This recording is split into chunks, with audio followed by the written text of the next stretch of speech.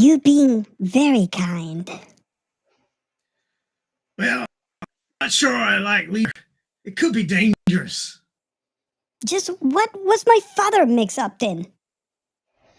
I'm not exactly sure. It was very strange. He was trying to bring a device that Kronos had found. Something he called the Guyver. The Guyver? What's that? Apparently it's some sort of spammer, I think. I mean, I don't know. Your father described the most dangerous technology since the atom bomb. He was a research scientist. How could he get involved in something like that? I don't think the inventors knew they were getting into either. But it ended with the bang. I always love ending with the bang. Oh, wow. Hello, everybody, and welcome to another episode of Science Fiction Remnant. I, unfortunately, am not the Guyver. I wish I could be, but I am Robert. And I am your biochaos. More chaos than necessary today, I think. I'm your host down in South Florida, otherwise known as Australia. It's Too much south today, I think. Too much south. Always too much south. And we have another guest from South Florida. Yeah. But north of where Ray is. Unfortunately, this time he didn't come to get Robert traumatized. I'm disappointed personally on that. Well, Robert did like this one. His strat record is hello. The Breeze Vegas Magus. Yeah. Hello, Angelus, and welcome back. Thank you. Well, I thought this time I'll move my focus from Robert to Geo instead because I know Geo likes it. I mean, no, like I say, I didn't dislike it or hate it. It was just not like it didn't make me a fan, but I've seen it, and it's cool. I did enjoy the movie. It was funny. The campiness was like intoxicated. Like it made it funny as hell to me. And I mean the concepts of the movie itself, like I said before, I think that they're great. I think that they actually were influential in many ways to sci-fi, even though nobody could get the whole thing and reuse it or redo it, which I think is brilliant. Well, if we can remember to address it when we get into the main topic, then I think the fact that it was made so long ago, it helps that camping. Hell, man, I've even seen porn themed after this. Well, we know for sure Angelus came to traumatize somebody, just not me today. So I'm happy. Oh, buddy, but you could be collateral damage, Robert. If you had a mission today, I think that if I can speak for me and Ray, you're gonna fail. Because we're cursed inside. We're the kind of person that you think you can screw with, and then they just turn it up a notch and make it work. But what have you been watching? Well, let me start first by saying my wife has no emotion. Oh man, I'm sorry about that. Oh, sorry. I thought she did. Man, a lot of it. I know that you guys have finished it. I have not finished yet. So I continue. I don't know why I got lost. I lost track. Maybe because of the other. That's what happens when you watch too much Star Trek. There's such a thing as too much Star Trek, Robert. But just so you know, I am at the part where she came back from her alterations. So just upgrades. Which at first you thinking, what upgrades? I didn't see anything, and then it became apparent. So I was expecting what I told you before. Her mouth moving for the first time, but oh well. But I watched something. It was a movie that I was afraid to watch. I saw some of the trailers. People were telling me to watch it. And I thought it was going to be really dark. And you know me and dark stuff. So I shy away from it. So it took me a while. even though this movie came out a while ago, I decided to watch it, and I was really, really surprised. Um, it's called Wife Like. Not going to mention much, but it's about this world where if your loved one passes away, you can make a copy of the consciousness after they die and transfer it into a robot. So And basically, say goodbye to headaches at night. Maybe so she might need a grease and oil Your change perfect here. wife is just one setting away. God. Maybe she needs charging. She might go flat halfway through. Yeah, just be careful. Just be careful with that pencil sharpener. It's there. Oh wow. Okay. That's an option. Well, now rolling for sure. People are gonna watch the movie just to find out. That's how you spike people's Sharpness curiosity. doesn't come with the standard. I started watching it and I thought my wife would not like it because if you guys remember back when we did the episode on Humans, the show Humans, Yeah. she did not like that episode. I mean, she did not like that TV show. Um, but I was surprised to know that she really loved this movie. What about And Stepford Wives? Because you've done that too. I'm sorry. Stepford Wives? I don't remember she watched that one. I mean, we have covered it, but I don't remember Yeah. that she's watched it. But yeah, I'm going to see if I can put it on and see if she likes it. But this one, she really liked it. Now, if you watch the movie, and I was talking to Gio about this, this is not technically rubber approved. It is dark, You would expect so or think so. but I That's the loved thing. it. I loved it. So, yeah, me and Gio did it as a watch party. So if you guys don't have access to our Discord, this is the kind of stuff you missed. So, and that's about all the sci-fi I have done for this week. Okay. What about you, Gia? Me, I gotta disappoint you, buddy. I have not watched sci-fi today or this week. It's been crazy.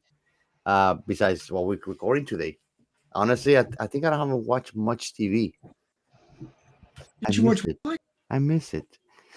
But I'm go caught up with my wife's final emotion, which I like that you guys. I'm on ahead of Robert in that one. Robert, something is going on because I am reading more than you. What is going on? Where have you gone, man? I have no idea, man. I'm the king of the mountain with Ray. I feel like a bookworm already. uh, But yeah, I mean, what do you have? Let's ask Angelus. Angelus, what you have been watching? Well, considering that we're watching the Guyver 1991, Mhm. or the topic today, or that was our homework, I decided to extend the homework and watch the other live action Guyver that came after it. Uh, I I don't want to like divert from the topic, but I can't remember if it was like a sequel or like a reboot of sorts. Okay, But yeah, it's I get like that feeling though. I get that feeling. I It's totally apparently get you considered what you did it. Huh? it's a sequel.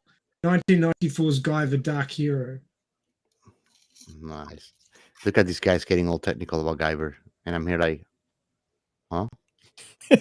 I have the witch joke. But But don't I worry. was gonna say, Angelus, I do get that feeling, so I totally get you. I mean, it happens to me when I'm rewatching something that I have passion about that I used to watch in the past, and I just keep on going.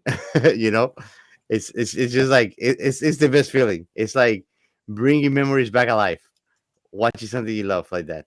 So I totally get it. something that Ray would understand and is also technically sci-fi related. Is if we were to watch like the first few episodes of Robotech, we'd keep on going on until Robotech, Yeah, holy they shit, man, that's a classic. they kick the invid. that can of worm it never closes. You know, Star Trek. let me ask you if you watched this one because surprisingly enough, Ray or Robert haven't. But there's an anime called Biohunter from late Uh, 80s. Have you watched it? I think I remember watching it, but like it's like one of those. I feel like I watched it like long time ago, liked it, but not enough to me to like keep on rewatching it, sort of thing. Not like what I would do with the leader, for I think it example. was one season cancel actually, because it was adult. So like there were sex scenes. It was gory, uh, but yeah, I thought that Ray would have liked that one. I definitely suggested it. I think that they might like it. And since you like this Guyver, and you like the anime, probably, I am sure that you probably have watched it. It's just that it was very short, but I don't know if there's a manga even, but it's pretty cool. Definitely suggested. Since I didn't watch anything, I'm suggesting one that is sci-fi. There you go. That is My probably two why cents. that's probably why I haven't watched it. Why? It's The less story. it's less gory and sexual than Orosukudoji. Go and check it out. No, don't do it. Oh, do you mean the Legend of the Overfiend? Yeah, that one. Yeah, you screw me up with that one, Robert. So now you, audience, have to go and check it out. Take Robert. He used to actually sneak at VHS into the school with these things. That should make you want to go check it out. We're getting canceled. Yeah. So it's like, yeah, I accepted it. No one's gonna know what that is until they actually watch it, and They then gotta they'll go be check like, it out, "Oh right? You're my going to god!" Like, leave me a comment on this video. I want to know if you check it out. Well, if you're watching on YouTube, all you have to do is just go to the search at top. You know. You're gonna find a censor there. Moving on, Ray. no. What have you been watching, my friend? I know that you probably have a nice list of things. You always have. You're always I updating. wish I You're had always a making nice my list of list things longer. that, Thanks to that. The problem of appreciating your taste. I wish I had a long list of well-known things, but I caught a couple of short things on YouTube this week. The first one was I made a podcast and it is way too good. Sounds interesting. I have come all in. I think we're about to be replaced, boys. Did you watch the video? I shared it on our Discord. Did you watch? No, I haven't been on Discord, buddy. You didn't. I spent the day doing a move and doing office work on a cell phone that was constantly on out of batteries. Well, if you're Discord, why not? And if you are, I am. You know I am. You know I live in there. I'm talking to the. I shut up. I shut up. See you guys. Thanks. You have listeners, so I'm talking to them for a change. So, listeners, it's in the AI channel on our Discord. You're very welcome to join our Discord if you haven't already. And it's called I Made a Robot Podcast and It's Way Too Good. Yeah, I'm a bit concerned. We couldn't replace Chaos because he's just pure chaos, but we're actually trying to make something sound like a podcast. Robert. Yeah. It's scary good. So yeah, and the AI actually tongue-in-cheek paying out people who write don't. Anyway, go and check that out on there. And the other one that I watched was a HY Sci-Fi Short Stories, which is the channel on YouTube that I frequent. It's called When Death World Accidentally Aced the Impossible Alien Gym Class. Death Worlders being humans. So basically, they thought the human was like not going to have hope at dealing with this gym class, and basically he was war and aced it, and everybody was like, "What?" I love stuff like that when somebody who everybody expects to fail is it. So yeah, that was a good one. And of course, spending time trying to count the sci-fi because it's I kind of count that as well. I am at chapter 4. Woo! Waiting for you. That's not progress, Robert. Not surprised, but disappointed. But you should be happy that I started. I want to have somebody else to talk about this, man. That is not the writer. The writer, yeah, but you haven't seen any. You can ask Ray. I wrote essays on comments. Yeah, it's great. I go in the back and book. reread your comments. And I had to reread actually like 2 chapters that I want to do essays, but they were so freaking good that I could not. I had to be in reader's mode. Like I could not just stop and. I was so good for me to stop and comment about it. I was like, no, fuck it. I need to read. I need to know what's going to happen.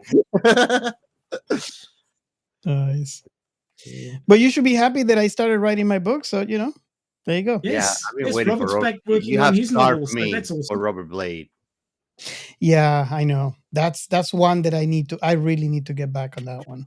And I like that one too.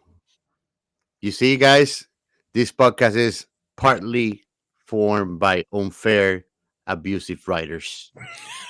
They are like worse than our whatever guy Martin Martin.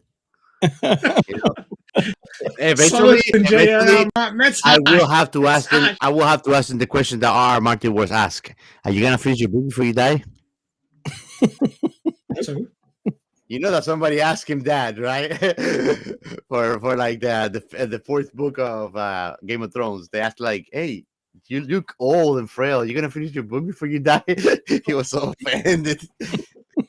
He's not your part. well, hopefully he's got a son, because that's usually what happens. The son finishes the last one. Honestly, I haven't seen yet somebody else picking up a writer's incomplete book because they pass away and being a total success. The closest one was from Sidney Sheldon, and honestly, Tilly does a good job, but it's not the same thing as Sidney Sheldon. Definitely not. Nobody can equal whatever you do. That's what makes you. Yeah, like I tell you, you're beautiful and unique in your own way, just like everybody else. But What about Frank Herbert and Brian Herbert from what's Dune? right? You know that I hate reading, so Dune. I know what I know. Huh? Dune. Dune. Yeah, Yeah. yeah. I don't think that Dune's gonna happen for my life. 11 books, just like John Carter, but more political and psychological. I don't know. 12 books. John Carter has 11 books. 12 books. Hey, man, Not again. Not again. we need to start. We need to learn how to count again. That's right. It happens, bro. When the memory gets full, Moving you have on. to free up space. 11. Move on. Okay. Can we move on to the next segment? Sure. Sure, 11. go. Quick. Our science fiction remnant. This is the Funny Science Fiction Podcast. We are the Caribbean Science Fiction Network. We are Monorats. We are One Accord Level 2 Podcast. This is Jesse from Sudden But Inevitable and Open Pike Night. This is Sci-Fi. And if you're new to the show, this is the segment where we feature the hashtag This Is Sci-Fi. And what is This Is Sci-Fi, you ask? This is the only way that we have to kind of merge all the sci-fi IPs together. So if you are a fan of Babylon 5, if you're a fan of Alita, if you're a fan of Star Trek, Star Wars, you could actually post your comments on any social media and add the hashtag This Is Sci-Fi. And what that does, it does one or two things. You could even expose someone that was not exposed to that content before by letting them know about your passion, and in hopes that that person finds it curious enough to go check out their work and maybe gain another person you can talk to. I have seen this happen. And the other is finding people that you could talk to about the stuff you like. And it's amazing to be able to find someone that you can talk to about the stuff you like. And that also is a twofold, because if you are all using This Is Sci-Fi, other people will see that conversation and they'll be even more interested to check out the content. If you are a creator, this is one way that you could use to promote your work. It could be a podcast, it could be a book, it could be anything that is sci-fi related. All you got to do is just add a hashtag to your comment nothing big, and that it actually lets other people know about that work, and hopefully get more traction, hopefully get more involvement, and surely it will make us happy because we're always looking for new sci-fi to explore and to watch. Yep.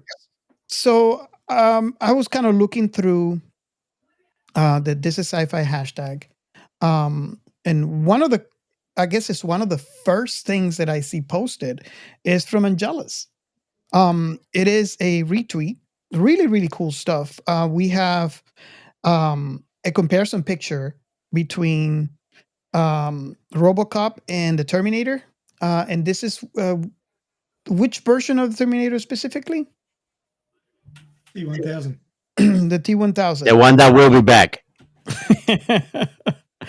And then we have a picture of them, the actors, as they look today. So if Nice. you are watching us on YouTube, you could actually see the post right now. If you're not sure what you're waiting for. Jesus Christ. That man, Waiting the for a month. RoboCop actor, you can grab his face and just pop it anywhere, and he would just Yes. wow. Oh yes. You I could also like wanted to. put it in, say, Star Trek. You can put it on a sunflower, bro, and it'll look good.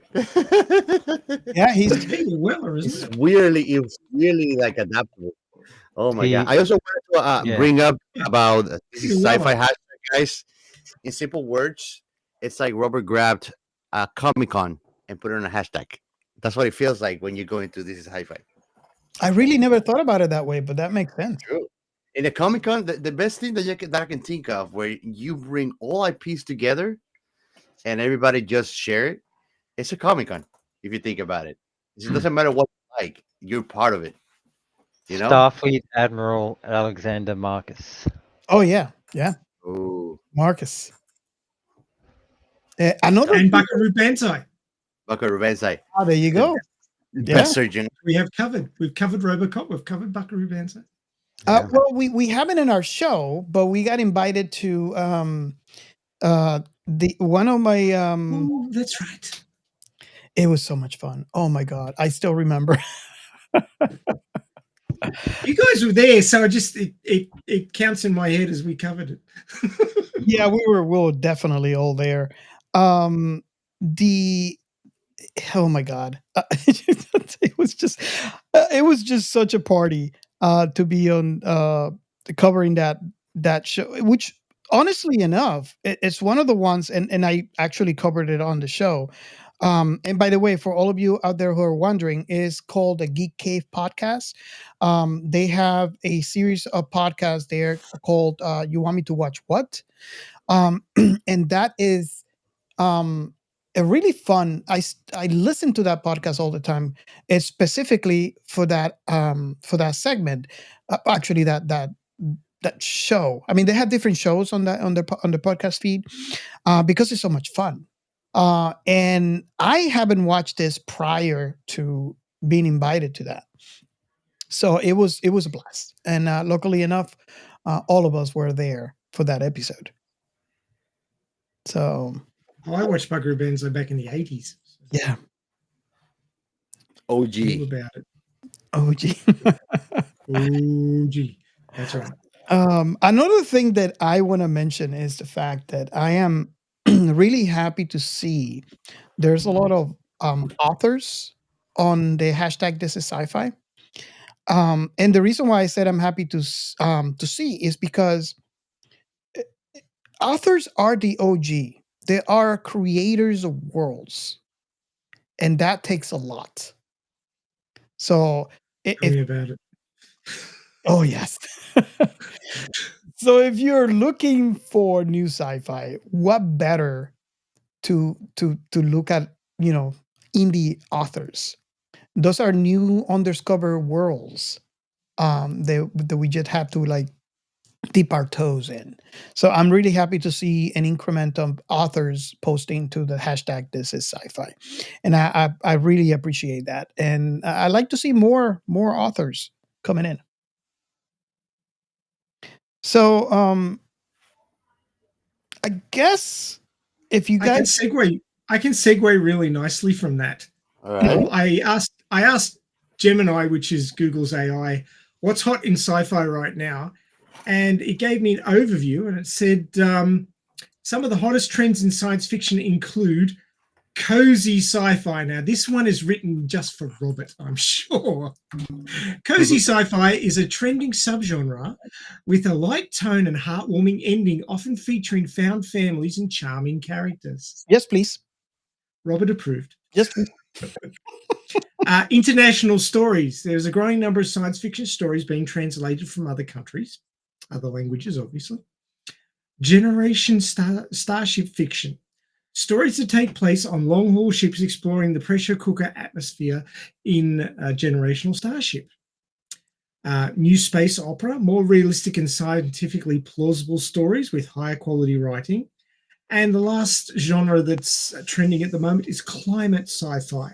This includes apocalyptic virus stories such as State of Fear by Michael Crichton, New York 2140 by Kim Stanley Robertson, and The Overstory by Richard Powers. So there's some titles you can check out if you are at all interested in climate sci-fi. So those are the genres that are hot right now, according to Google Gemini. Just thought I'd And if you'd like to be also involved a little further than that, we do have various chats with under the moniker "This is Sci-Fi." If you want to be included in those, all you have to do is reach out to us, and we'll send you the invite. And of course, we have our Discord, which is the main hub, and you can also lend your voice.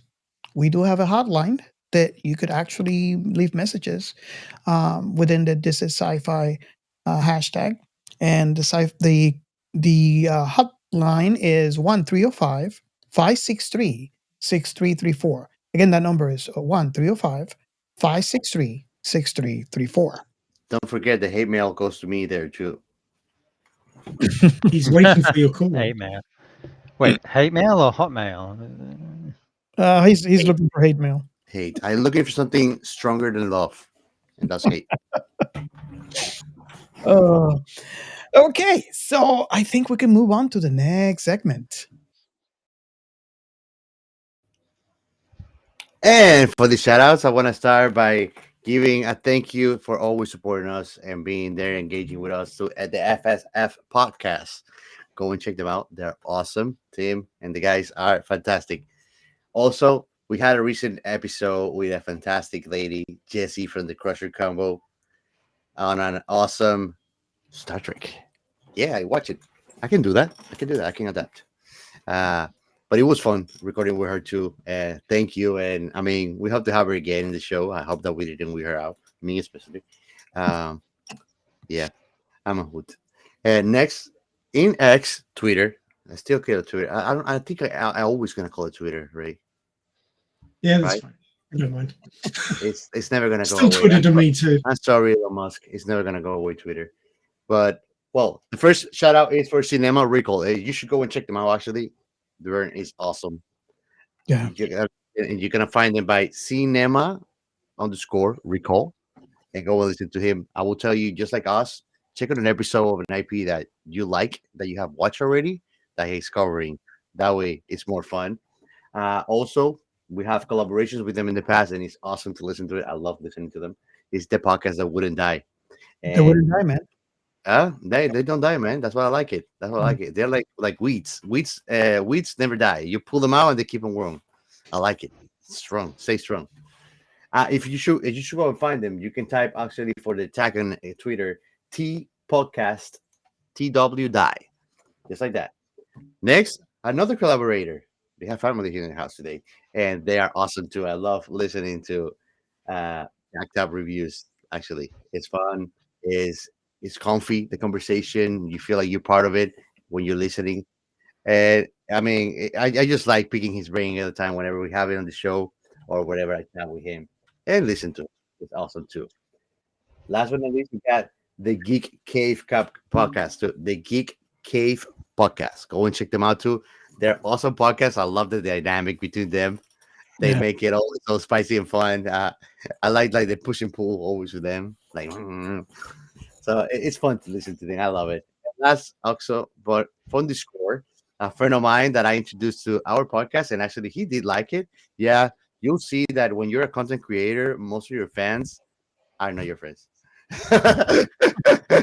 They don't even know or listen to it. Like, yeah, I know. Well, how's the podcast? You know, they don't even know what I was about.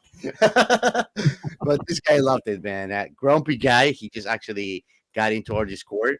But he's very into it. So like I'm picking his brain about the show and he's telling me things. I like it. Welcome to the team, man, on Discord.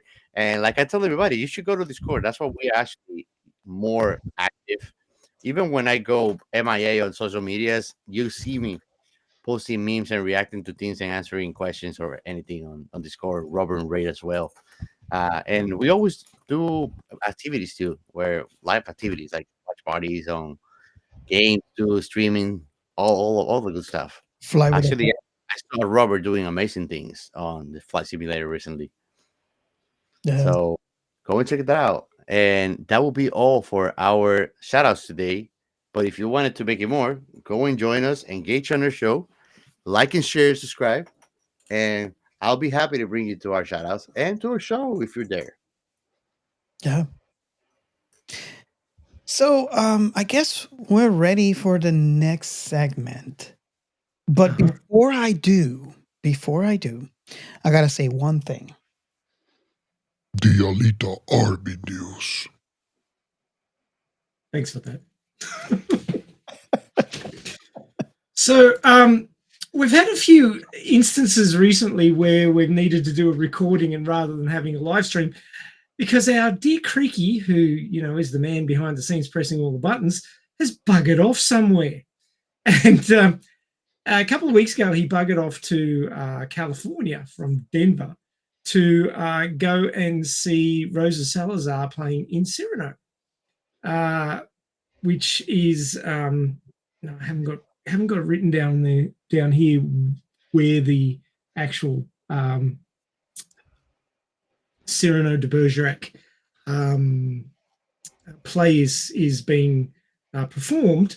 I'll have to look that up and put it in the show notes or something like that.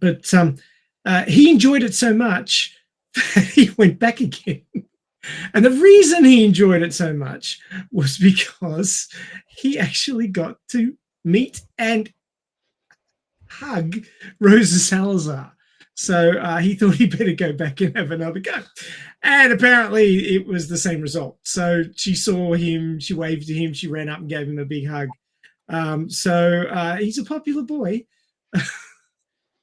So we didn't actually have a live stream this week. We had a recording, which you can check out on the Alita Army channel. And the episode was a special episode. It was the best interviews of Radiocast Part 4.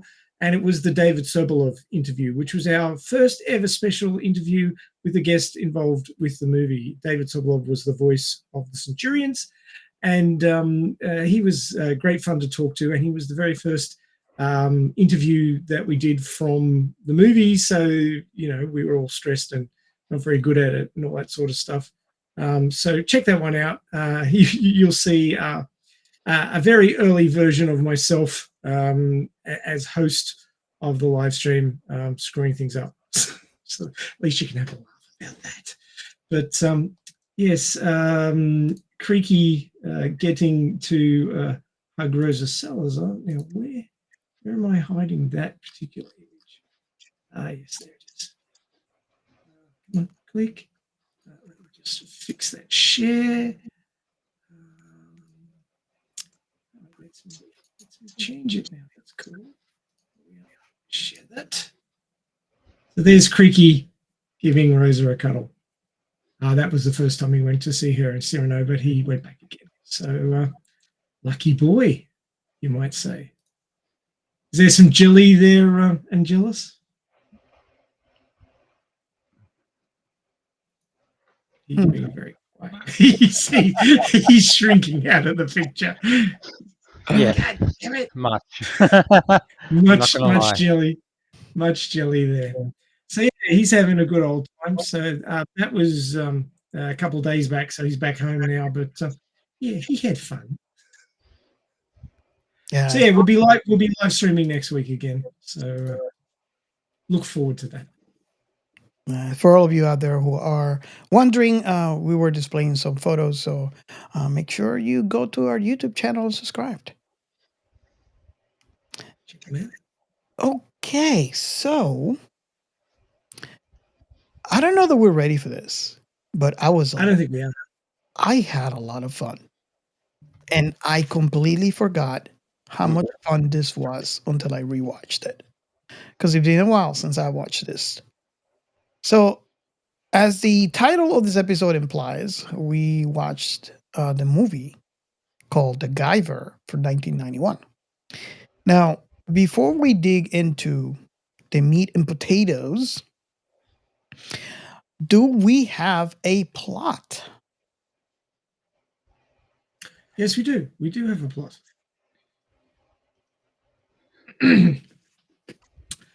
Dr. Tetsu Segawa, a researcher from the corporation Kronos, is on the run after having stolen an alien device known as the Guyver unit from Kronos. He is caught by Liska, the right-hand man of the president of Kronos, and his thugs. Liska transforms into a zoonoid and he kills Segawa, who was also a zoonoid. He returns the metal briefcase to Kronos' president, Fulton Blackus, only to discover that it contains an old toaster, Segawa having hid the unit in a pile of trash before he was caught. At a dojo, Max Reed, a CIA agent, notifies Dr. Segawa's daughter, Mizuki, about the incident, while her boyfriend, Sean Baker, struggles to pay attention to class. Sean sees Reed and Mizuki to the crime scene. There he stumbles upon the Guyver unit, which was hidden away, and stuffs it in his backpack. On his way home, his scooter breaks down in the middle of the back alley and a gang corners him. Bit of a rough town there. While Sean is being attacked by the gang, the Guyver activates and fuses with him.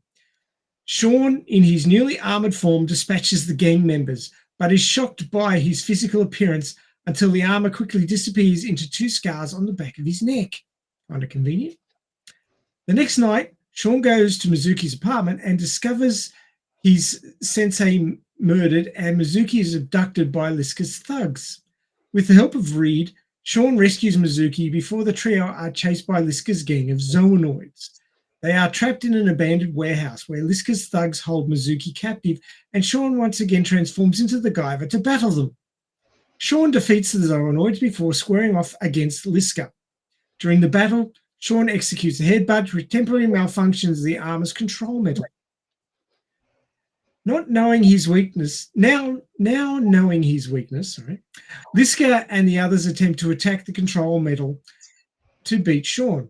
During the fight, Sean kills Liska's girlfriend, Weber, and he mistakenly believes he killed Mizuki as well. The zoonoids gang up on him, and Liska rips the control metal from his forehead, disintegrating the armor into liquid and killing Sean in the process. Well, that was a short movie.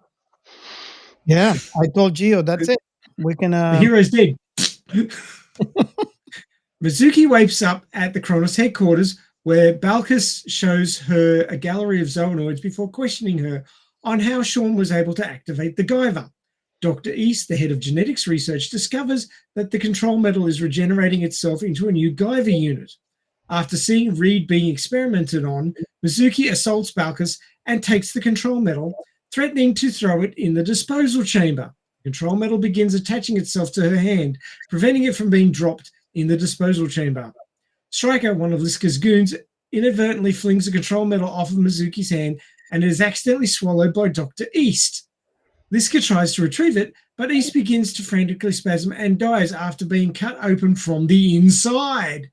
Dun, dun, dun, dun, dun, dun, dun, dun, dun.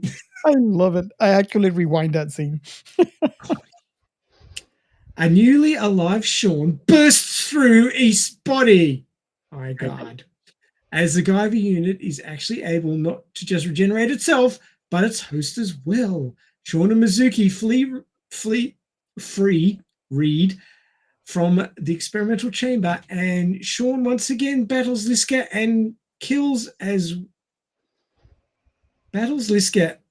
and kills, as well as the other zoonoids. That is a terrible sentence, whoever wrote that. Before the trio proceeds to escape, Reed suddenly mutates into a cockroach-esque zoonoid. It wasn't a cockroach, it was a bloody grasshopper. Look had it really rough. Luke Skywalker. Yeah, he did. That was a bad end. But he dies due to his system rejecting the new form. Balkus demands Sean hand over the unit, but cannot, as he's permanently bonded with it. Balkus reveals that his true form is the Zoalord and corners Sean, but the Guyver's defense system activates the Mega Smasher cannon on his chest and obliterates Balkus and the laboratory. Sean deactivates the Guyver armor before he and Mizuki leave Kronos headquarters as Reed's former partner, Colonel Castle and Stryker, look on. Yes, Colonel Stryker. Colonel Castle was a bad guy. Dun, dun, dun, dun. Roll credits and cheesy 80s music. I would have to say there are two actors in this film that I gotta shout out. Number one is Jeffrey Combs from Star Trek. If you know, you know. This actor has been everywhere. And I love it. All his characters are amazing. And of course, the mustache himself, Mark Hamill, Luke Skywalker. I remember, I don't know if you guys had the same experience, but I remember when I watched this film for the very first time, he didn't look right. That mustache was just very distracting. Were you ever tempted to yell, "Use your lightsaber, you idiot"? Or something like Yeah. Fix them up quick. It would have been a very different movie, right? Yeah, it would have been very much shorter. Definitely. Okay, so you know what? I'm going to remedy this because I know in our last episode we didn't get to do this. So I'm going to ask the very first question that we ask in this show, which we forgot to do in the last show.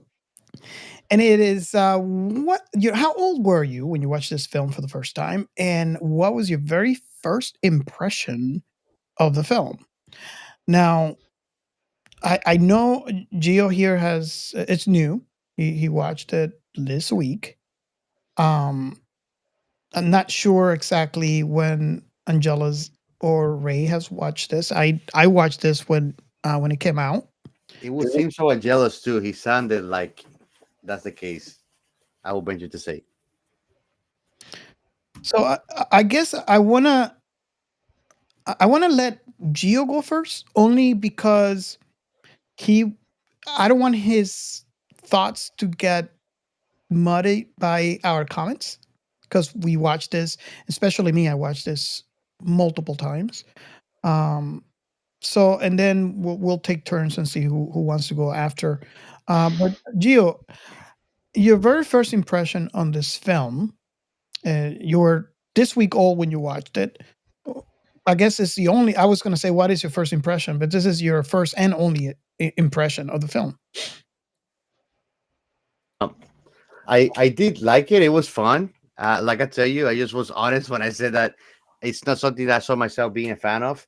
But there's a lot of things from the 90s that I didn't become a fan of.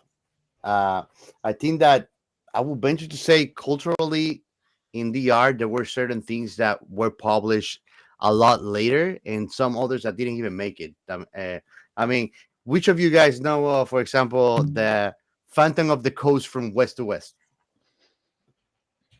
You know about it. You too? Nada. I think I've heard of it, but I couldn't tell you That was what famous it was. in the 90s.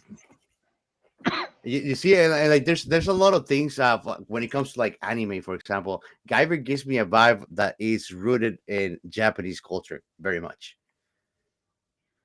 And there's a lot of things anime related, at least in the art, that they didn't make it. But I think that Guyver is one of those series, like I was saying before. I'm pretty sure I say this 3 times already. I think like feel like I'm rehearsing. But I feel like I can see influence and many other anime and TV series about like monsters and armors that are inspired on Guyver. So I can see the influence that he had. Again, it is so unique the way it's made that I don't think anybody could really pick everything, especially the bio armor thing. Like I've seen movies about it throughout the 90s. There was a movie about a kid with an alien bio armor. I don't know if you've seen it, Robert. I think you've seen it, Robert, right?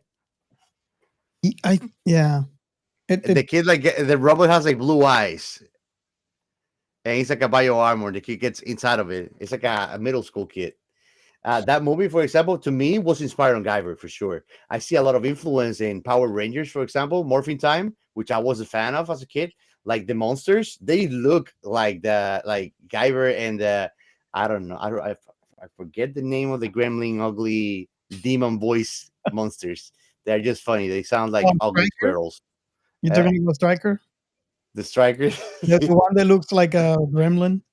Yeah. His They're grotesque. Like I said, they were grotesque, and then the bad guy who has a beautiful voice that always captivate anybody that listens to it. Also said the same thing. They are grotesque. But yeah, I see the influence in like Power Rangers on them, for example, or the monsters on Ninja Turtle too. Like there's a lot of things from the 90s that were heavily influenced by it. So even though nobody really grabbed it and plagiarized it, which is nice for once, most of the times it's kind of like, oh, I see. Like sometimes you liking something, and you're like, oh shit, this is just a copycat of this, a cookie cutter of that. It's nicer when you cannot tell that. And I think that Guyver created that in many other series of the 90s, to be honest. So I did like it. But like, see Angelus, for example, Angelus is a total fan. Like, just like I am a fan of Power Rangers, or I'm a fan of Dragon Ball. It's something that happened on a time of our lives and become influential. And I think that Guyver was that for many people. So I can't admit this greatness. And I mean, the campiness was fun. I gotta say, at this campiness, I did enjoy it. So I definitely suggest it. It's a fun watch. Awesome. Okay, so which you guys? Any of you want to go next, or should I go next? Angelus is gonna give us a juicy entry. I think that who within you and Ray probably watch it first, because I think Angelus is the OG here. The encyclopedia of knowledge of Guyver. I have a feeling we're all about the same because we watched, and correct me if I'm wrong here, but I feel like we watched the anime long before we actually. At least for me, when they announced, when I found out about this movie, I was so freaking excited because I loved the show. Nice. So it was a pleasant surprise for me, and I really enjoyed it. It's the same thing for something that you love so much that you discover they're making something new for it. So Ray, Angelus, I don't know how I actually count towards this. Did you just see it, or did you see it when it first came out, or whatever? Because for this particular movie, I'm sure that I hadn't seen it all the way through until yesterday. I remember bits of it, but I don't have a memory of the whole story. Mainly probably like, oh look, there's Luke Skywalker. was sort of like as much as it was cognizant in my mind. I got to say that rubber suit movies don't really suit my preferences, so it's not something that I've been hugely excited about and gone out of my way to watch. I mean, I prefer watching animes and stuff like that because I don't know, rubber suits just sort of apparently they're horrific to work in. So that's another thing that sort of turns me off. But yeah, like anime versions of things, I'm probably more into than live actions that are done with rubber suits. I'd have to say so. That's probably why I didn't sit down and watch the entire thing until yesterday. And my God, you're right. The campiness is turned up to 11. Oh yeah. God. and the little backhanded comments and the sideways comments made by some of the bit part players. You didn't go there, did you? Let me Oh, you did. let me add to you before you continue, Ray. Let me add. We're talking about campiness, but we're not talking about campiness in the negative. At least I am talking about the campiness in the positive, as you can see from Gio's comment. Because I have to make that distinction because many people think, okay, campiness, equals bad movie. It's at least for me. Not necessarily. Exactly. For me and Gio, and I just had to mention it. Campiness for at least me and Gio, at least, it wasn't equal bad. It was equal. There's different types. Like but it's just like movies. There's movies that are good and movies that are not. There's a proper use for everything. This movie shows you how to properly use campiness. Star Trek shows you how to use proper use of campiness. In a tasteful way. Doctor Who. Just to make some examples, right? So yeah. So for me, campiness in this movie equals fun. Lots and lots of fun. So Ray, you can continue your thought. I'm sorry I interrupted, but I just wanted That's to right.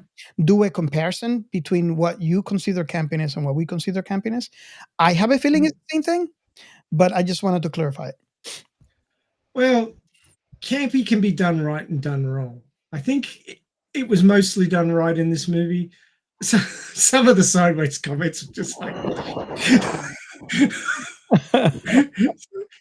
I think some of them weren't actually scripted. I think some of them were just the actors just mouthing off because they were so uncomfortable in those rubber suits, and they left it in because it was funny. But yeah, I mean, from Mark Hamill trying to do a gumshoe with that terrible mustache, and the original gang members that bail Sean up in the alleyway. My God, were they just terrible actors, or were they all on drugs? I can't decide. I think both. I can't decide. But wow. That scene, I mean, I watched a lot of YouTube videos based on comments on this movie, and I think that's one of the favorite scenes on this film because of how it makes me wonder if it was on purpose. You know what I mean? I mean, granted, we had to deal with the technology at the time this film was released. So yes, if there was better technology, Great special effects. it would have been better at that aspect of it. But I don't know. I have a feeling that there was a reason for that scene, because when you look at things from 91 sci-fi that is done for 91s, you see a lot of great things. So I think this is what made it, at least to me, is what makes this so much of a good cult classic and and so much fun. But yeah, Ray, that scene, you wonder, you wonder if the what was it? What was your wording? If they were on drugs or If they were terrible actors or they Bad were on acting drugs. and drugs, both. And I think they're both. Well, big sci-fi releases in 1991, just to sort of give context to your comment. Eve, Dead Space, The Rocketeer, which we have covered. Mhm. Star Trek VI, The Undiscovered Country. Mhm. Terminator 2, Judgment Day. Yes. Highlander 2, which admittedly dropped off a lot from the original Highlander. The Arrival and Suburban Commando. How is Suburban Commando sci-fi? Oh, hang on, he's got a robotic arm. Right, fair enough. Okay. So yeah, they were the biggest sort of sci-fi blockbusters of the year, which there's some significant entries there, like Rocketeer and Terminator 2, and a Star Trek movie. So yeah, it's this movie was going up against a fair bit back in 91. Yeah. It's a cult classic. I believe, based on the comments that I have read, and the videos that I've watched, not necessarily because people were a fan of the anime, which surprised me. I going into the little research that I did, I was going into thinking, oh yeah, the what made this movie such a cult classic were the fans of the anime. I was way wrong. These are people that kind of like enjoy, and it makes me wonder if these people ever went back and watched the anime. But yeah, it surprised me that this has become a cult classic on its own, not depending on the anime, the actual anime. Oh, there's a couple of other ones here that you didn't bring up straight away. Aeon Flux, remember that one? Oh yes, yes. Aeon Flux movie. I don't remember it being that early on, but apparently it was. And the other one.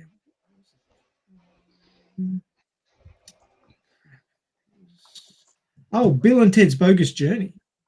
Nice. Which was a pretty good sci-fi flick. So yeah, I mean, yeah, there's a fair bit of sci-fi in '91, so it was up against a fair few good movies. But yeah, I don't remember watching the whole thing through until the other day, so I didn't have a full appreciation of the story. It was a very shonen sort of thing, lots of fights.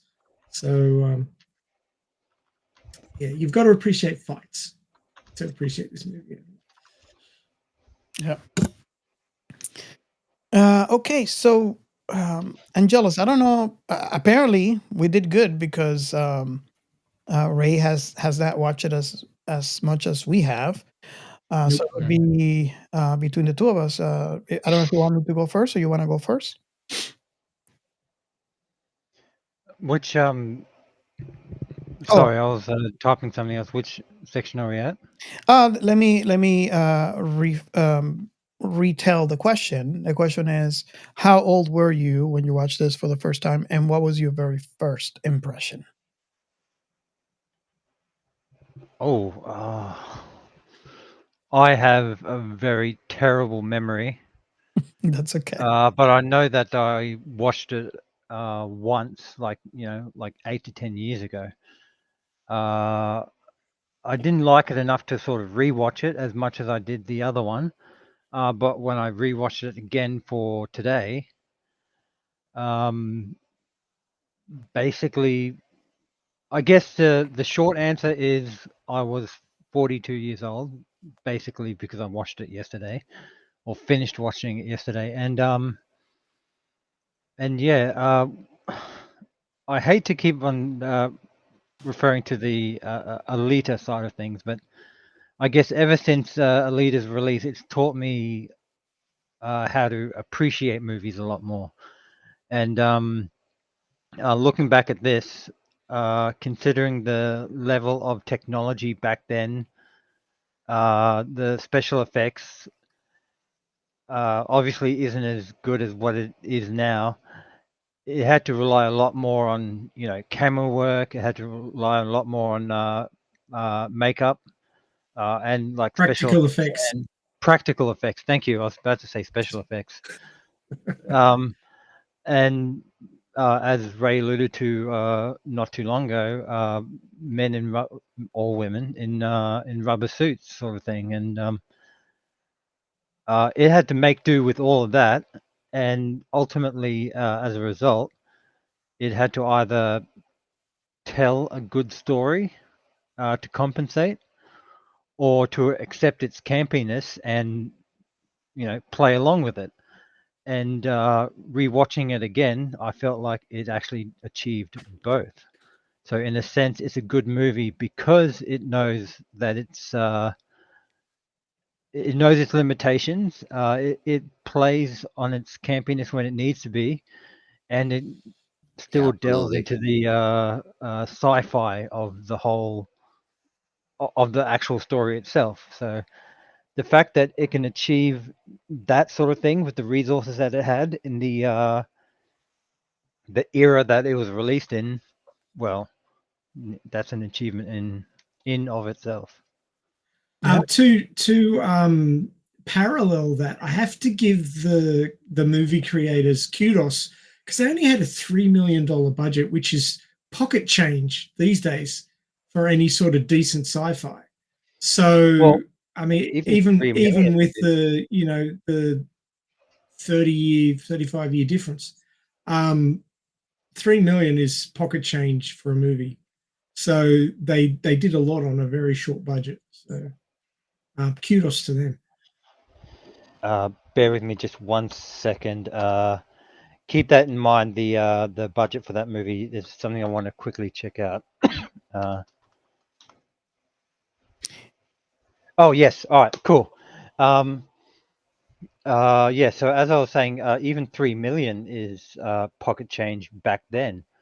But to put it into context, and I have to use my all-time favorite 1990 release Ninja Turtles movie. That was time. that was similarly limited in the sense that it too had to rely on like makeup. In this case, it was the puppetronics of Jim Henson, etc. And its budget was 13.5 million. So you compare it to the 3 million for budget of this movie, it still did incredibly well, in my opinion. And to give you the other end of the scale, in the same year, 1991, Terminator 2's budget was 102 million. The Rocketeer was 40. Yeah. Ooh. So basically, pocket change. Yes. And that's like they pulled it out from between the cushions of the lounge. So, and do realize that when we throw out these numbers, that's like 3 million, 13 million, 40 million, 100 million dollars back then compared to what 100 million would be worth now. Yes. And it makes me wonder if that not the directors, but the investors, the ones who are actually putting up the money to make this film, and yeah, in fact, at some point the directors knew what animation, like anime, was. And this is a conversation that me and Gio were having as we were watching it, because we get a sense that they thought this was animation and not anime based on the cutscenes between the scenes. I don't know if you guys noticed that. Oh yeah, I did. It was very animation style, not anime. Like the transition in music, the way that the scene was made is like, you remember that Batman show that you see how they make it so like comic book cartoony. That's what they did with this show. Yeah. Like they make sounds when they're fighting or when they're like sneaking around or when things get tense that reflect that feeling very, very explicitly. So it's that kind of TV you're watching when you're watching that. I was watching like, hey, they're doing this. Look at the music in this part only. And they were all like, oh yeah, that's true. Yeah. By the way, 100 million in 91 is in 2024 is worth 2.3 and change. Wow. Yeah. Pocket change. So, Angelus, I don't know if you were finished with your thought, but let me know. Oh, I was, yeah. Okay. I was. So I actually watched this, and honestly, I could not tell you. I don't think it was in the theaters. I thought it was on VHS. I wonder if it actually came out to the theaters, and I'm thinking, and I can't remember. It's been a while, but I remember being a huge fan of the IP, a huge fan of the Guyver, the animate. Not to be confused with animation. Unusual for me because it is very bloody. And it's not the typical thing that I would watch, especially back then. Um, not accounting for the Legend of the Overfiend. But Wait, you watch that? yeah, Dear Lord. part one, part two, and I think I watched part three. Yes. Uh, so, but going back to my thought, I was really excited when I found out about this movie, and I really enjoyed this film twofold. One, because it's a continuation of sorts of the IP of the Guyver. And the reason why I say sorts is because it's not exactly apples to apples, which I wish there was something out there that someone would like remake it today and make it apple for apples. But it was all I can get. But when I watched it, it was so much fun, and rewatching it this week, it reminded me of that fun that I had with the campiness. Um, so I was doubly enjoying this film because I finally get more to the IP of the Guyver, and I get something that I have fun, I can enjoy, I can laugh. I can just purely enjoy this thing. But bringing it back to another reason, and I'm gonna have to encompass the whole IP in this. So this is basically anything that has been done that is related to the Guyver. One of the reasons that I really enjoy this is because in sci-fi, I never seen this before. And I watched this, and it would have to be the Guyver, the animated, the anime, because it was 1989, and eventually, to the film that we're covering today, which is 1991. All sci-fi, especially, I like to compare it to like cyberpunk, and let me explain. So in cyberpunk, you have a world where there's people replacing body parts, and these are typically mechanical, and there's technology in it, and so you can replace an arm, and there's maybe you can install a computer in your brain. If you're familiar with cyberpunk, you know what I'm talking about. This to me is an untapped sci-fi subgenre that has never exploded. It stays stagnant, where you could do the same, but with biological components. And I remember specifically the first time that I heard the concept, which was when I watched the anime, that it was amazing to me that we could have sort of biomechanics, or technology using biomechanics, where you could probably have a biological computer. A Or blend, really, right? I'm sorry? A blend of both, if you think about it. It's just something so unique and unconventional. Yeah, and it's almost, if you think about it, if they made it today, with today's special effects, we're looking at a creature feature because that's what we're looking at. There are monsters and they are grotesque. It's biological, so you probably have you might have clear slime or slobber, slime, and all I envision, especially in the anime, um, the the parts where the parts that unite the armor. Those I envision being kind of like equivalent to what a tortoise would wear, and the inside parts, kind of like slimy snakes or tentacles, where they come out of the orifices in the back of his back, on his back, right? And and that's how he becomes the Guyver.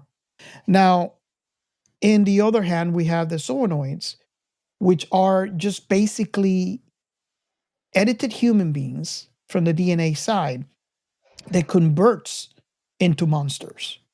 So that is actually even more grotesque if we could see it in live action. So what we're looking at is a creature feature that is a sci-fi, and I like to call it bio sci-fi. And I don't know if you guys would agree with this terminology, but it is something that I never seen before when I watched Guyver for the first time. And it's something that I seen here and there in other sci-fis after the fact, but it's not something that I seen any sci-fi writer or any sci-fi creator explore. Just like, for example, we could see cyberpunk. There's so many cyberpunks out there, but there's no real. And again, let me coin the wording uh, bio sci-fi, and that's one of the main reasons why I really really love this IP. And why I want to see more. Not necessarily, granted, I'd be happy if it's the Guyver, but I'll be happy if it's a complete different story that follows that bio sci-fi. And I'll be extremely happy if it's a cyberpunk esque with biotechnology. So, what do you guys think about that? I mean, have you ever thought about it from that perspective when you watch this for the first time, or this is something that you know? Because I honestly, I've been looking around and I seen Um, I mean, the closest thing that I can come to the to biotechnology, biomechanics, it would be alter carbon and on the creation of their sleeves. But that's nowhere near what we see here in this IP. Yeah, there's a definitive difference between again, Maxi will know the reference, but there's a definitive difference between the cyborgs of Mars and the biomutants of Venus. And that's a reference from the Alita manga. Again, Maxi, I won't go into any details. Maxi will know what I'm talking about. Oh, But yeah. but yeah, the one thing that comes to my mind, like the closest movie reference, if you will, and this is like, I'm sure, give me 20 minutes, I'll probably think up of more examples. But the one that instantly comes to mind is the werewolf movies that we've had over the decades. And again, you can compare the technology and see how, as technology improves, how the transformation of said werewolves also improve or change as time goes on. And the most recent one, or rather the most infamous one, I guess you could say, is the Underworld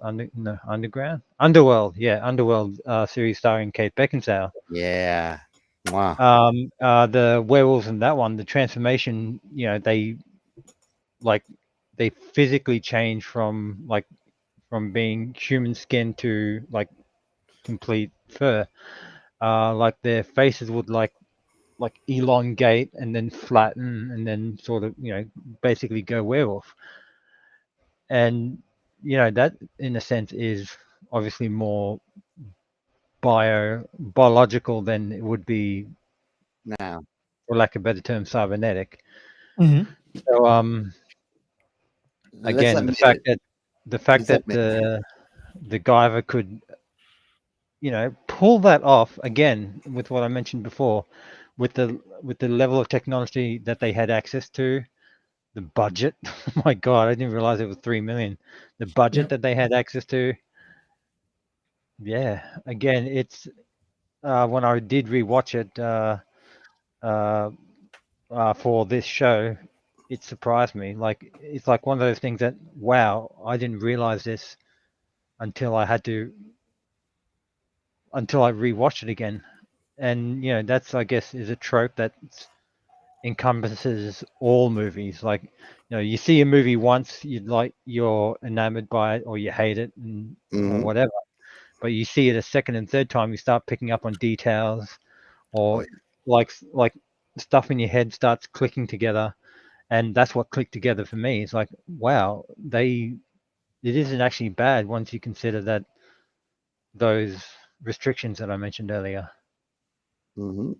I mean, Robert have put me through that many times by watching IPs that I might underestimate, and then I ended up loving them because I just had to give it a chance. You know, it's amazing. Hmm. And now, And Underworld, and I just want to make a question to you guys. You all, like me, just watched it because we all wanted to watch Hot Cape and Dominatrix Bandit Black Leather. Shine. yeah. Again, like I keep on Oh, mentioning, that that's movie to something me, that, man. To me, that was the yeah. thing of Underworld. Was like, yeah, hot leather, Dominatrix style, sexy. Oh yeah. Again, that's like I said, something that I learned by the treatment that Alita got. It gave me that appreciation, and like ever since then, it shaped how I looked at movies. And again, now that I've and the exact thing has applied here. Like I mentioned before, I first watched it like 8-10 years ago with that mindset, and now fast forward to now, where I have a completely different mindset, a completely different approach, and yeah, definitely it does give you a bit of a deeper appreciation And of just the whole thing. you know that is a perfect example of what we have always said in this show, and Ray and Gio will probably understand this, where we say that we are a product of our past experiences and our surroundings, and we're ever changing. So i- if you watch something that you either let's say for example there's something you like, fast forward 10 years, you rewatch it, you might hate it, because you're a completely different person mentally, physically, and opposite to that. You watch something that you hate, fast forward 10 years, you watch it and you might like it because you're in a complete different. And the reason why I'm pointing this out, Angelus, is because you brought in a really good point, um, when you said that you have a different understanding now, and because of Alina, you learn how to appreciate this for what it was. And this is something that you did not have when you watch this film for the first time. Yes. Well, I mean, you're on the money there for appreciating things differently as you grow older. Because when I first saw Blade Runner, I didn't understand it because I was like 13, and it just way over my head. I didn't get any of the deeper meaning, and then I watched it again like 5 or 6 years later, and I was like, wow, this movie's so deep. And I'm like, I didn't understand a thing when I was 13. It's like, no way. And I mean, you think, okay, well, now I'm an adult. I'll think the same way for the rest of my. No, you won't. Every decade it changes. So people pay Mhm. for that. Yeah, it's interesting to me how we are a different person from day to day because of what happens to us and how we move, you know, with time travel towards the future. Um, Not only mentally, but also physically. Well, I think that there's a great analogy that brings a point to that. That is that when you step into a river, once you step out, it will not be the same river, and you will not be the same man. Yeah. Because the water is ever running, and you, like water, are ever changing too, or us humans. And Ray, Uh, there's a difference also, like the state of mind that you are, where you watch something. If you have a bad day, it doesn't matter, and that's why it's important to give second chances to things. It doesn't matter how good something is. You're gonna hate it, and you might never like it. But if I get in a good mood, I can put the shittiest movie, and you might laugh at it and like it. yeah, I agree with that. So give a chance to shitty movies when you're in a good mood. Well, I'd I'll see that opinion and raise it, what I'm about to say now. Oh, and interesting. again, I'm using Alita as the example. Like I've seen the anime several times and liked it. And I think like it was mostly during my teenage years, but I like I said, I saw it several times. I knew what would happen. I didn't, I couldn't quote the script like I could Alita or Top Gun or anything like that. But like I've seen the anime several times. I knew that there was a manga of it, but never read it before. But for some reason, like 2019, when they decided to drop a live action, I still didn't care enough to like go out and see it to see what it was like. I quite literally chose Alita because I decided to give the big to film critics. I don't know what my mindset or my attitude was at the time, but I decided to give the flip the bird to film critics and all right, out of the movies that are showing like 5:30 in the afternoon, what are my choices? And it was like I forget what the other movie was because obviously the other choice was the leader, and the rest, as they say, is history. But a lot 1917. probably was, and now that you mention it, I never like really liked the only war movie that I did watch was a movie called War Horse. But anyway, so yeah, it was like between the other movie and the leader, and I just obviously, I went with the leader because I had that familiarity with it. But as soon as I walked out, like just my whole everything changed, as everyone would know, and yeah, it's like when Gio was saying, always give something a second chance. Like, yeah, you never know where like you'll go into a movie for one reason and then walk out with a completely different reason or mindset or however you want to call it. So yeah, definitely don't write anything off based on surface thoughts or surface value. Awesome. Yeah, definitely. So I guess I can ask another question here.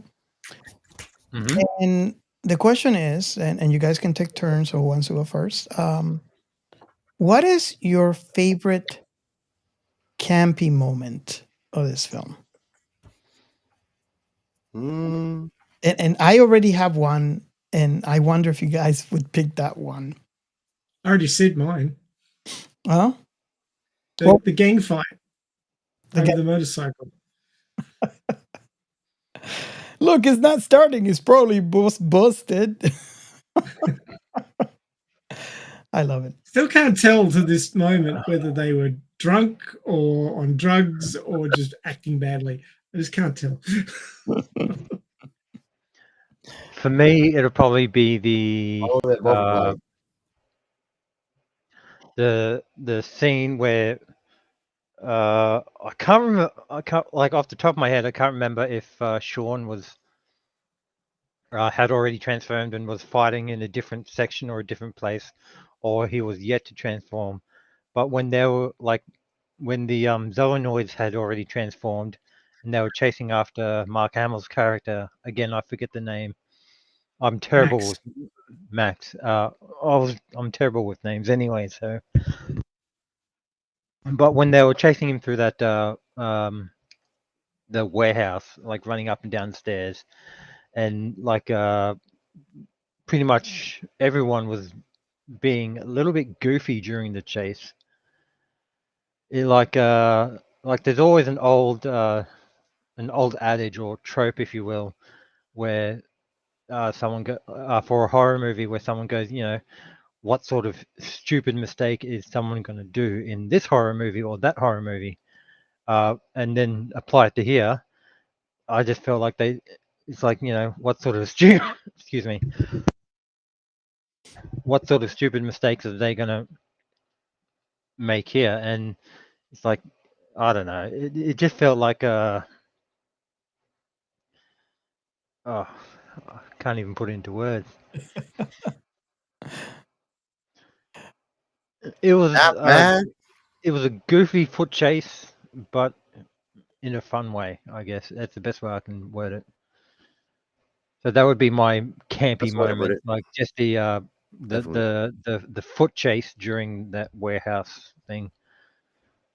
Nice. Okay, who wants to go next? Gio? What was your favorite campy moment?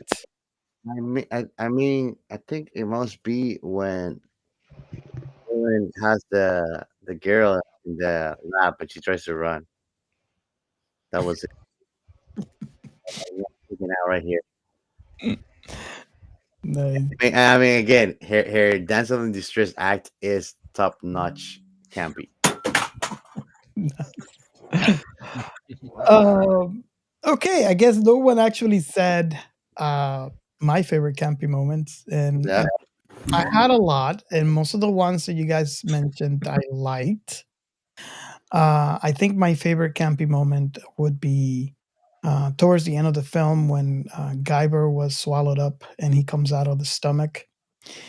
And as I said earlier, I actually rewinded that part so I can watch it again and again. And it's when you see the blade come out through the stomach and cut the body open, and you hear the War. Doo-dum, doo-dum, doo-dum, doo-dum, doo-dum, an homage to Jaws, and I just love it. I just love it. Definitely Jaws. Well, Gio was watching it with me. You saw me rewinding, right? Okay. So getting the campy moment out of the way, I have another question. I think for a turn, I'm gonna go first. So in this film, what is your favorite moment? And this is not related to campiness. This is just a little bit more serious, right? And the reason why I said I want to go first is I want to give you an example of what I'm actually looking for. So my favorite scene, or should I say one of my favorite scenes, is towards the end of the film when Guyver is finishing the final boss and he uses the Mega Smasher. And I remember when I watched this for the first time, I actually stood up out of my couch because it's something that is so cool in the anime. And I want to say, I'm going to use the wrong word because I can't think of any other word. Disappointed, but that's not the right word either because I got to see it, but it wasn't the exact same as in the anime. But Because of the vibrations, probably, right? You regardless, were telling me. regardless, I was still excited because I got to see the Mega Smasher, and that's one of my favorite. I mean, if you visualize someone watching the game, maybe a football game, and someone, you know, um, uh, and again, you can tell I don't watch football, but let's say, for example, baseball, someone um, makes the net, right? And everybody that likes that team will get up and their chairs and maybe scream or whatever. That's pretty much how I felt when I saw the Mega Smasher in live action for the first time. Yeah, like that. And if you're not sure what the Mega Smasher is, because He most felt. people probably He don't felt know, like this, guys. He felt like this. Yeah. there are breastplates in the Guyver armor. So he actually TD open protectors. opens up the breastplate, and there are kind of like biological cannons inside that what it shoots is so overpowered that everything in its path gets destroyed. Explosive titty milk. That's what that's what the Mega Smasher is. Okay, so now you guys got one of my favorite moments on this film. Not sure who wants to go next, or did I ruin it for everybody? Maybe this was the best part for everybody. You might have. I would have plagiarized yours, but I also want to add the one that when the ugly gremlin monster with triple demon voice gets imploded from inside, and he gets a like a spike coming up, and he dies and he blows up. I think it's on the fight too, in the fight scene too. But it's when he dies. You remember when he dies and like a spike comes out of his chest and he is splattered over the floor? Yeah, that I think would he's on the fight scene too, but that's a specific part of the fight scene. that would be your favorite. Chaos Yeah. equals blood. It's just I don't know what is it about 80s gore and horror movies. I actually follow a couple of pages on Instagram that just post that 80s gore and horror. And it's something that like catches my eye and I don't know what it is. Because the gore is stupid bad, you know, in all those 80s movies. But it was not shy. That looks like a So modern pretty, times anime. so pretty much like hairstyles back in the 80s. There you go. So if you're watching, if you're Power titties. if you're watching the YouTube, I'm not sure who's sharing this, but I am. okay. So Ray is sharing it. This is what the Mega Smasher looks like. It's Mega Smasher. Do you know what it means? Boom, boom, boom, chicka, boom. That's very nice. Good. I like the Mega Smashers. You hear me, baby? Let me see your Mega Smashers. With an R&B Well, soundtrack in the back. would you rather make a smasher come from the chest or from somewhere else where there's a pair of something? No, that's okay, man. I mean, it will be smaller down there. Does that mean if it's smaller, but it's like Will Smith gun in Men in Black? I don't want it then. Moving on. Follow us so you Um, can talk with us about more about Mega Smashers. so that was your scene. So I guess we have Angelus and Ray. I don't know which of you want to go next. I don't have a particular scene per se, but basically, what I watched the sequel before I watched the original. And what I liked about the sequel is that the fight choreography was just, chef's kiss. And again, for the similar to Ninja Turtles, and I'll give you a little bit of context. With the 1990s Ninja Turtles movie, they had full-on fight scenes in those suits, and they weren't just like like fabric thick suits. They were like literally the chunky shells with the however thick, like maybe it would have been in like an inch thick of the arms and whatnot, and they were doing some pretty acrobatic moves back then. Like I won't bother. Just look up Ninja Turtle fight scenes from the movie. You'll know what I mean. But yeah. So the fight choreography I just loved, and from the second one, and when I saw the first one again for this show, I just realized, wow, the fight choreography really isn't that bad. I mean, there are again. Uh, because martial arts is my jam, I'm very picky, and this is no exception. But having said that, like I still found more that I liked about it than what I didn't like about it, and what I didn't like about it was like very little. Um, I don't know, uh, I guess the one thing that I didn't like about the fight choreography was that uh, I don't, it just wasn't flashy enough, or whatever. But like yeah, it was trivial at best. And bringing it back to like my favorite scene, like I said, it's not a scene per se, but whenever they did have fight scenes, the choreography when they went, you know, Zoonoid versus Guyver, I liked. So yeah, I guess to answer it is pretty much any of the various fight scenes, whether it be like random encounters to the final boss fight, yeah, all of it. Awesome. That kind of plays into your jam because you like fight scenes. So yeah. Yeah. Cool. Ray, do you have a favorite part? Yeah, and this is mainly because I've seen it done so many other times, and it's always that moment that screws with the MC, right? It's the moment where they realize they've got this power, but they don't know how to turn it on.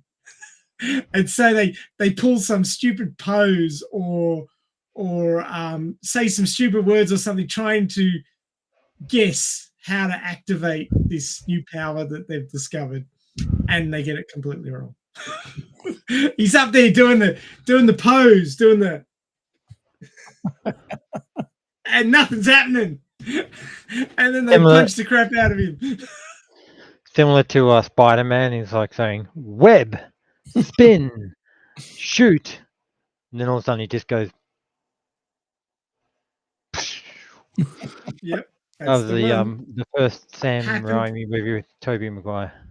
It happens in just about every um, uh, superpower movie where the person discovers their power and they got to work out Origin. how it works. Yeah, origin story. Thank you. Yes. Every origin story where somebody gets a power and no manual, or they don't read the manual. And Or it doesn't come with a manual. that's right. They don't get one. And they've got to try and work it out. So yeah, I always like those moments where they're trying to get the thing to activate. It did it itself the first time, and the next time around, it's like activate, turn on. Just trying to work out the keyword to get it there, and then they get the shit beaten out of them, and it's getting angry. Yeah. Getting hurt, getting angry that turns it on usually. So yeah, I did like that scene because it's like, here it comes, the scene's coming. There's the scene. It's in every one. It's in every single one. You can't get past it. So yeah, that's the one I like. Awesome. I think I want to talk about something in this film that I cannot appreciate. When we talk about the comparisons between the anime and the movie, and aside from the main story, there was one thing that I remember from the very first time that I watched this, and it recalled back when I watched this film again. It involves it involves casting, the casting on the film. The bad guy, was it Lisker? Liska was the lieutenant. No, what's the? I always forget his name. The Rachel? the blonde guy that had the eye on his forehead. Well, so if you watch the film, you know what I'm talking about. This person, Balkus. Bulkus. Okay. I don't know if you notice, if you actually are with me and watch the anime, he looks exactly like the anime version. Do you agree with that? They were typecasting pretty heavily. And I wished all the other actors were as close to that, and it makes me wonder if that was a fluke, because if you look at Show, you know, Show was obviously he was not Japanese, he was American, and his name is Sean instead of Show. He had dark hair, now he has blonde hair. And the main protagonist, Miski, in the show, it was Suki, and she was blonde, but in here she had black hair. So it almost feels like they flipped it. Yeah. But when I look at the main bad guy in this film, it's incredible how alike they were. And I just wanted to bring it up because I know you guys actually watch the anime as well. Oh.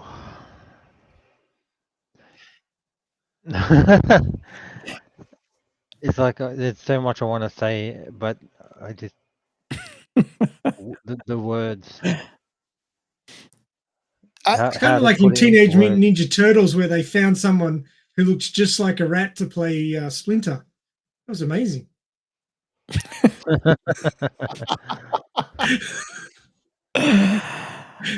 That was a joke. I was just kidding. Do not go to IMDb because you're not going to find it. I guess it's like a product of the times because like live action adaptation has been going on for decades, as we all know, and finding the right casting, and like now that I'm putting it together, piecing it together, having found out the budget, maybe they didn't have as much of a budget to get the right actors or to have the freedom to choose whatever actors would have auditioned for the role at the time. Mm-hmm. And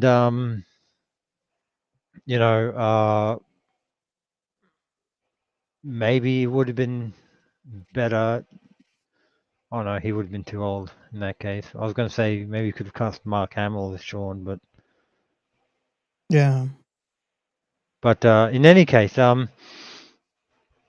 but yeah, it's maybe they didn't have the budget to have the freedom of choosing who they cast as the roles, and they were forced to maybe flip it as completely flipped the script, as you say.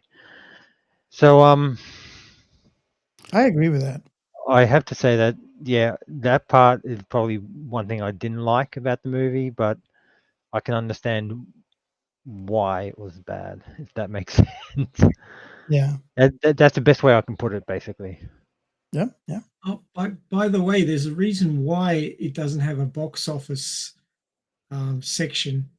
Because it went straight to DVD back in the day, right. or VHS, I should say. Thank you. That answers my question because I don't remember ever seeing it on the theaters. Nope. So another thing that I wanted to mention is something that I found clever, and I wonder if you guys, number one, caught it. Number two, agree with me. The scene towards, kind of towards the first half of the film when Sean and Mixie and Max were being chased by I always think I was a striker because he was a comedic relief in this thing. And they climbed the wall, and I don't know if you caught it, but when they climbed the wall, when I first watched this for the first time, I thought they made a mistake. The filming crew made a mistake, and they didn't have a chance to clean it up because when you see Mark Hamill, Max, and everybody climbing down the wall, you see there's a lighting crew from camera and someone's taking light meter readings. So it's obviously that they were part of a filming crew that were filming a movie. And I originally thought that this was part of the filming crew, which probably was, for this film, and they made a mistake and they didn't clean it up, and because of the budget, maybe they left it alone. But then I And discovered it made it into the movie. exactly. But then I discovered later on that it was actually part of the film, and I always felt that they fooled you with the campiness, and it was done on purpose, because after Stryker comes down, then we realize that they're filming whichever this crew is. They were filming a horror film where this lady screams after the monster shows up, and then I was like, oh, so it wasn't a mistake. So I got, I got psyched, basically. But I think that was clever of the creators of this film, because it made you feel like, okay, this is so campy that we're going to leave lighting equipment and filming crew and the shot, so you get to see it. You thought they broke the fourth wall, but they didn't. Exactly. So did you guys notice that, and what was your thought on that scene? That was confusing to start with. It's like, what? Why can't I see? Oh, right. Okay. They've accidentally stumbled into a filming lot or a film shoot in an alley. And the funny part was that when Stryker jumps over the wall in his zoonoid form, they think he's the guy in a rubber suit, which he is, but they think he's the guy in a rubber suit for their movie, but he's not. He's the guy in a rubber suit for the other movie, which is being filmed over the top of the fake movie. So it's like Inception. Yes. And breaking the fourth wall at the same time. So it is actually well thought out and a good piece of humor. Yes, this is, scenes like this is why I feel that, the campiness was done on purpose, because it is very obvious. The other the other campiness scene that I like was, the blade cutting through the sonoid and through the themes of Jaws. Those are, carefully thought out scenes Sure. that played into the campiness of the film. I don't know if uh, Angelus, I don't know if you noticed that scene. And what was your thought on that? The scene we're talking about where One word, Deadpool. Yes. Yes. So Like like obviously this sort of trope goes long before that. Like it probably expanded on the end credit scene of Ferris Bueller's, for example, on how he's talking to the audience. yeah, I remember that. But that's an end credit scene. When you're talking to the audience during the movie itself, that's something else. And the fact that they took it even a step further, but done so back in the 90s compared to talking to Deadpool itself. It's yeah, I guess in a way didn't uh I didn't hate it or like it. It was just like a part of the movie that I sort of worked through. Oh, let me rephrase. It was like part of the chase, as it were. But yeah, and I just attributed it to, or attributed it as a part of the chase as a whole, as opposed to, oh, that's like a pretty funny / unique scene or anything like that. So yeah. Yeah. I got it. I got your point when I saw it, that they'd thought about this on several levels. So it was kind of a cool addition. Yeah. So I don't know if we can talk about the concept within the film. Um, and and again, maybe I should have asked this question. Ray, you watched the entire anime, or? No, I haven't seen much of that anime actually. It's now on my watch list, Okay. but I haven't had a chance to watch it yet. And I gotta give you a warning, and I guess it's half a warning to myself. There is I believe was it a 2006 version? I haven't watched it, and I'm gonna force myself to watch because the reason that I haven't watched it is petty, is because I don't like the animation. However, that's not an excuse not to watch something, so I'm going to watch it.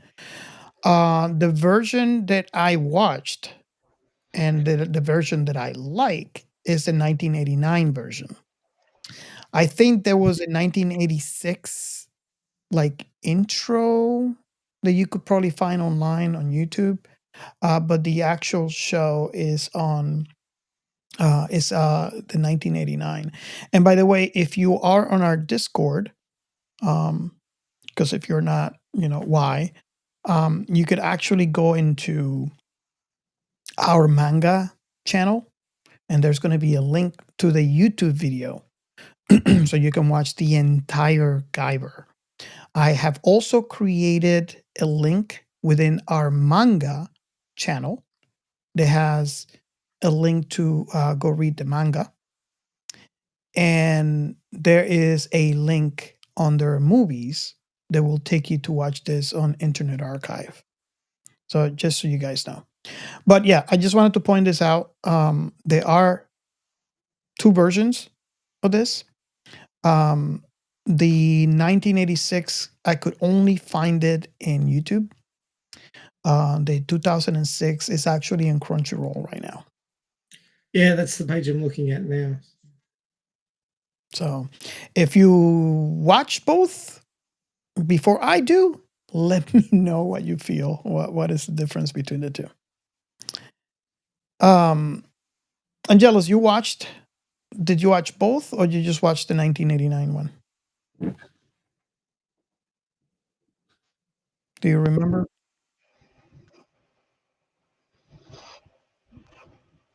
For me, I've seen a good chunk of the, or rather, how should I phrase it? Still in the process of watching the anime, Oh, okay. and obviously I've seen both movies. So, Okay, but or live action. where are you watching the anime? In Crunchyroll right now? No, essentially I started watching it on YouTube.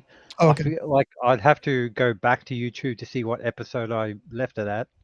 Okay. And then, but now that I realize it's on Crunchyroll, I'm actually, subbed to them, so I'll probably get it there instead.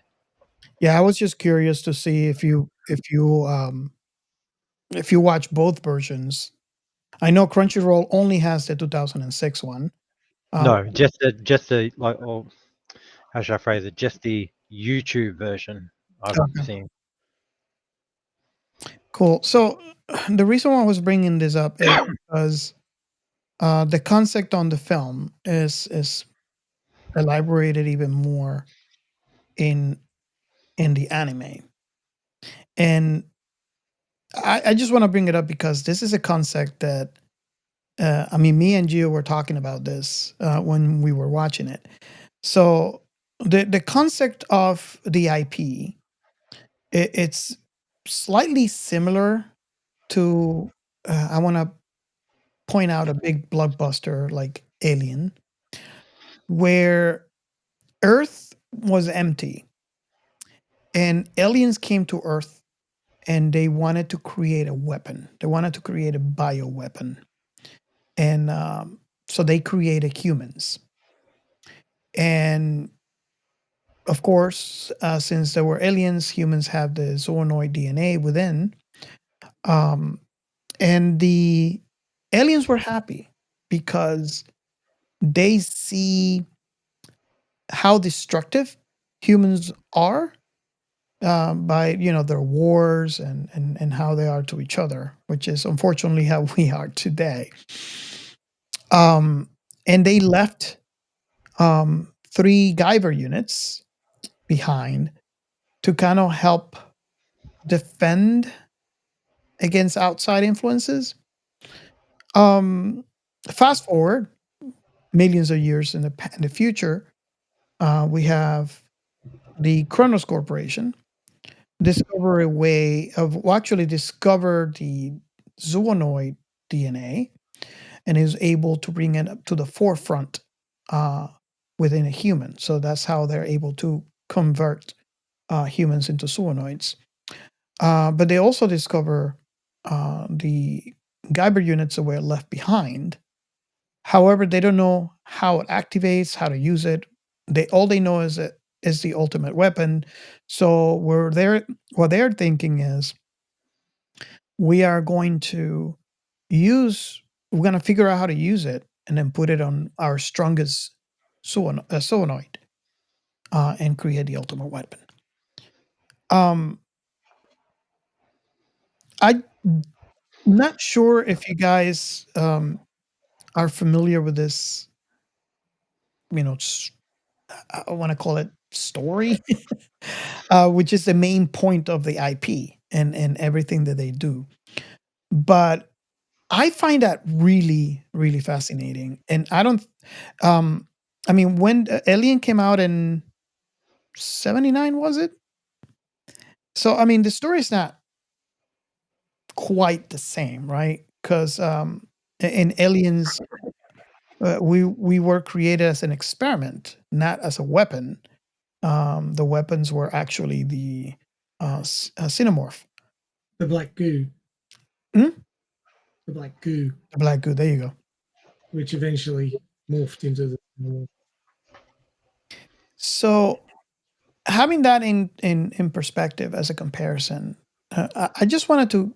I brought it up, and I wanted to get your comments on that, only because that story, I mean, although very similar, somewhat to the Alien franchise, it is unique, and it's something that I would love to see more of.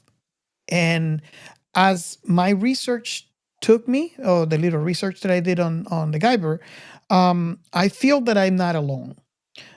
There's a lot of people out there that actually are commenting and saying we're do a reboot of this IP, because now we have the technology to make it to what it actually is.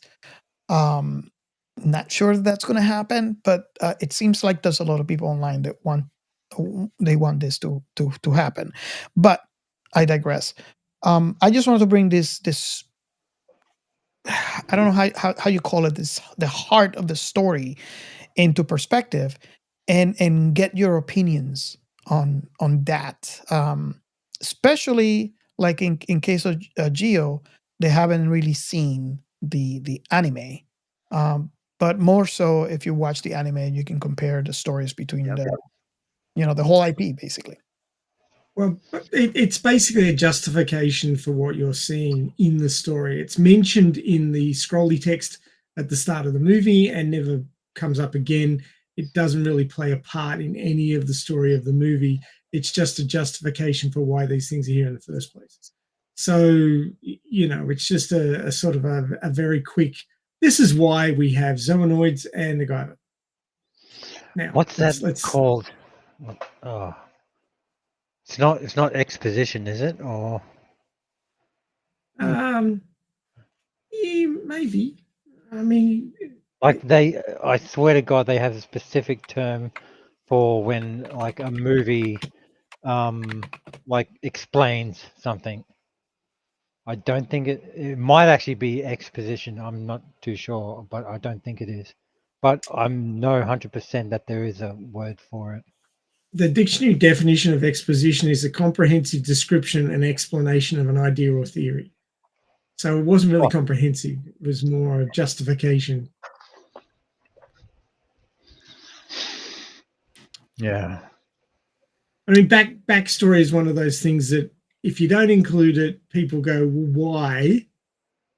For everything. And if you do include it, they'll go, well, that was flimsy. Why didn't you give us some more detail? But, it's not hugely important to the action, but it's justification for why the action can happen in the first place. So, I mean, unless it's really well written into the sort of the flow of the story, kind of like, now I know I realize I keep going back to Alita Battle Angel, but it's just a perfect example. Her Not flashbacks. just a teenage girl, Alita. You're an Erm Berserker, most powerful cyborg weapon ever created. Mhm. Sorry, I had to throw that in there. Yes. Thank you, Captain Quote the movie. I want to see a fight between Alita and the Guyver. That would be really entertaining. If Alita has her sword, the guy wouldn't last long. Put it that way. Okay, so did I cut you off, right? I'm sorry, right?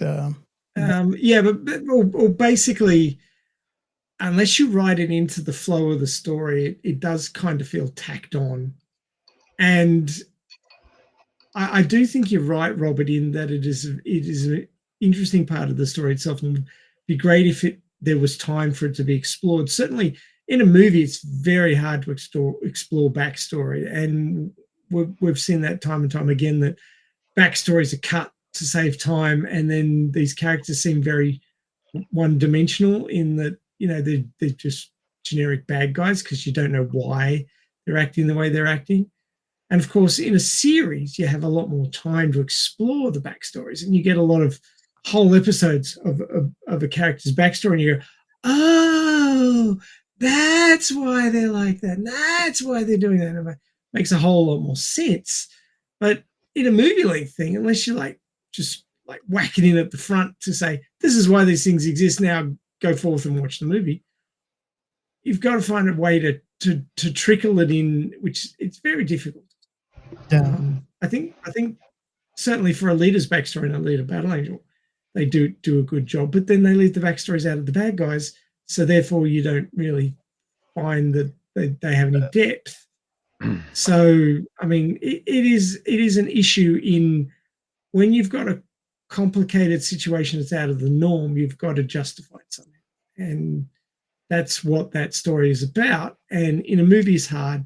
In a series, you've got a lot more time to explore the backstory and make it part of the storytelling. Yeah. And this is more so true for this movie, considering their budget. So yes, they got to make sure. Or lack thereof, you might say. Yeah. Yeah. I guess still think they did an amazing job for the budget they had. Yes. Yes. I guess what separated the leader from the rest was the fact that they spliced the flashbacks with the main movie, at the right balance to give that backstory without spending too much time on it. Exactly. Why does the leader know how to beat the living shit out of the cyborgs in the alley fight? Because she's a seasoned veteran soldier that fought on the moon. Flashback, bang, it's done. It seems like it's the best way. It seems like a how should I word it? It's show, don't tell. It does feel a little bit like a cop out that you do use a flashback to do it, but at the same time, if you do it well, it's not really a cop out. Well, it's the old writer's thing of show, don't tell. Rather than just have an exposition that just says this happened and that's why we have this, you show them things. You show the viewer or reader what happened and get them to put it together. And I think that's probably a more engaging method than a simple text scroll. Yeah.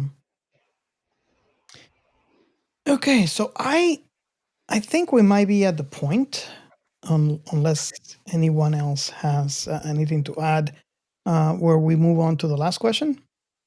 Oh, I do have one thing to add. Go please. I do feel that they put a bit of thought into the Guyver, because the Guyver, when it deploys, actually deploys over Sean's clothing. So he's still dressed when it retracts back into his neck.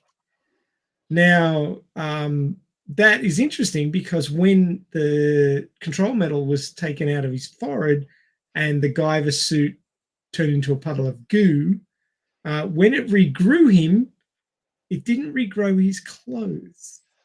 Yes. So when it retracted, he was naked in front of his girlfriend. I thought he should have been a little bit more like, whoa, sort of. Obviously, they knew each other carnally, so he wasn't too worried about her seeing his junk. But maybe he wanted to get his Guyver unit visible by his girlfriend. Oh. Maybe he was advertising. That's right. But yeah, I mean, I thought it was well thought out in that it didn't regenerate his clothing, so he was naked when it disappeared. And of course, the when the zoonoids turned zoonotic, you might say, they destroyed their clothing. So there's a lot of naked guys running around when they turn back, I suspect. They were very they had the Hulk problem. Hulk smash clothing. Spandex fixes everything. Does it really? Well, I mean, maybe like, just rides up your clacker and you really regret it later. Well, would they have said clackers when in zoonoid form? Who knows? I'm not going to check. Yeah, me neither. Maybe you can check if you want. Maybe Chaos would, but not me. I'll go in there. I just wanted to add that it was a delicate touch, and I thought they did well to show that. Yeah, many people would not realize that because it seems like it was too fast, but it was great. It was, they really thought it out. It makes sense too because bio armor versus like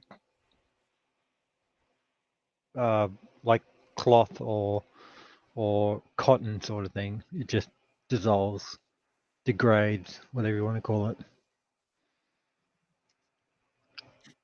Okay, so are we ready for the last question? So if you are new to the show, the last question that we ask is, what is your last impression of the film? And this accounts for in the event that you have watched this multiple times. So it's impressions from the very first all throughout to today. We usually ask the new person in here. So I guess we should go Gio, then Ray, then we can move on to Angelus, and then eventually me. So, Gio, what was your last impression of this film? Well, I'll put in a few words for concise. If you want to watch something different, and I mean different, like there's no this across the board, and you want to have fun, but get something new and different. Remember, different. I'm just gonna use that word. This is the place to go. And I think that from here, you can draw to other IPs that are very similar, like that. I can use, for example, one that Robert liked very much, Orisubidoji. All jokes aside, I think that again, like I said, I think that this was very influential and what it is sci-fi and anime mostly, like armors and the concept of monsters. Definitely, even in kaiju's, I've seen parts of this of Guyver. That's how much influential to me, at least. I think it is. So you should check it out. I think that it's one of those IPs that I consider historical and what do you call oh my god, a milestone in the evolution of sci-fi as a genre. And I would definitely suggest that it's a fun watch. At least you should watch it once for the record, you know.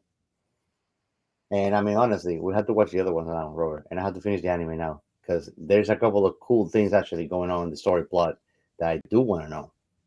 Yeah. I'm gonna read the manga too. So Yeah, it's like you read Ray's book. no. Hey, you can't be just hurry me up, Ray. You gotta hurry him up. Why you hurry me up for one chapter that I was waiting for? Hurry him up. It's kind of funny how Put your comments in the book. it's kind of funny how we have them both in Nah, that. Angelus is cool with me, so I'm not gonna attack him. He hasn't screwed with me, so and he's not gonna see that side of me. I'll protect Then him. he's missing out on half the fun of this I podcast. can't. By the way, Angelus, next time, please, something to traumatize Robert. The idea is to have his heartbeat to have his Apple Watch telling him, "Hey, you okay?" while he's watching the movie. Wow. Okay. Love you, Robert. Ray, what is your last Sure. impression of the film? Okay, they did a fine job for the amount of money they had. I mean, shit. Oh yes. I mean, I don't know how much Mark Hamill was going for after Star Wars, but you know, he was a major draw card in this movie just because of Star Wars, basically. So yeah, they would have had to drop some dollars there, I think. So with the little bit of the pocket change they had left, they did a pretty good job on the movie. Did they ham it up a bit too much? Oh, it's hard to say. I mean, I do think that the critics didn't quite understand what the producers and the director were going for. I could tell after watching the whole thing through that it was deliberate, that they were going for sort of schlocky, cheesy horror rather than trying to be serious. This was not a serious movie. If you're looking for a serious movie, don't look here because you won't find it. But there were some very smart moments in the movie. Robert's mentioned most of them already because he enjoyed them so much. But I don't feel like I want the hour and a half of my life back. I do think that the movie did have its good points, and there is a story waiting there to be told beyond the scope of the movie, which means that I'm going to go and watch the anime now. Because that's the sort of shit I do. I watch it. But yeah, I mean, it's got a good protagonist in the Guyver suit is interesting, and I want to know more about it. The whole idea of humanity being a proto weapon system that just needs to be activated was interesting. That we all have these latent genes in our bodies that can turn us into zoonoids.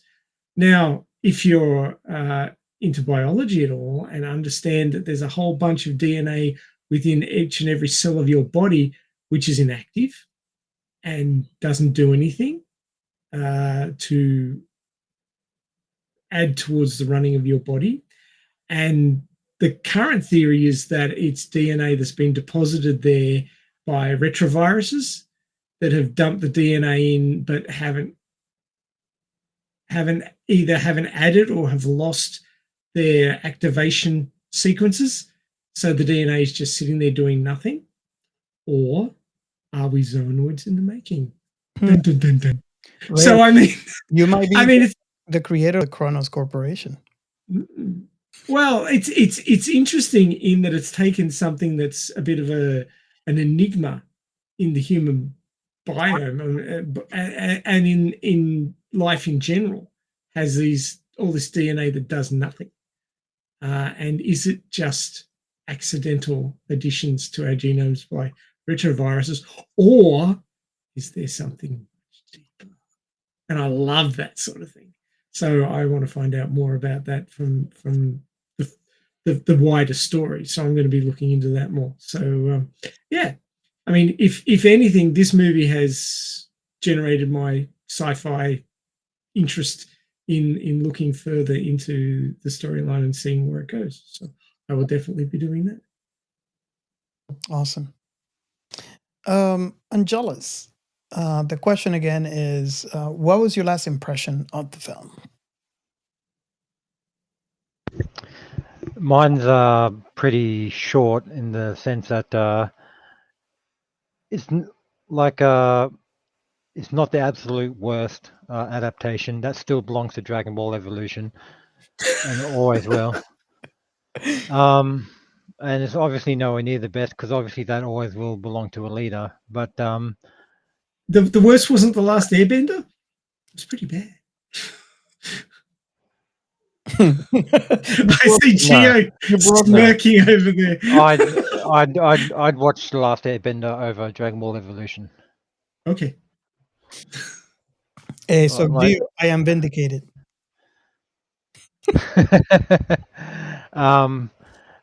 But yeah, there's but despite that, it's still almost I wouldn't say set as much as repopularize the tropes that it uses, like the biotechnology, the like super weapon that's gone rogue. Like I mean, the basis of the story, it's like it's almost like Venom in a way, if you will. Yes. And funnily enough, Venom is a symbiote, a bioweapon, bioweapon or bioorganism. Same with the Guyver. So it like in terms of like the anime back then, the sci-fi back then, and then the culmination of animated sci-fi back then, it basically repopularized it because obviously the most that I remember from pop culture back then was like big robots or mechs just bashing the crap out of each other sort of thing. Like you never really think about, or it does it never comes to your mind until much later of, oh, what about all this biotechnology stuff that was in the genre back then. So yeah, it's like and the best example I can give of that is and I did have to look this up, but a year later they released an American animation company released a series called Technoman, which is I think there was a Japanese version that that didn't really gain traction outside of Japan, but Technoman made it popular, and that was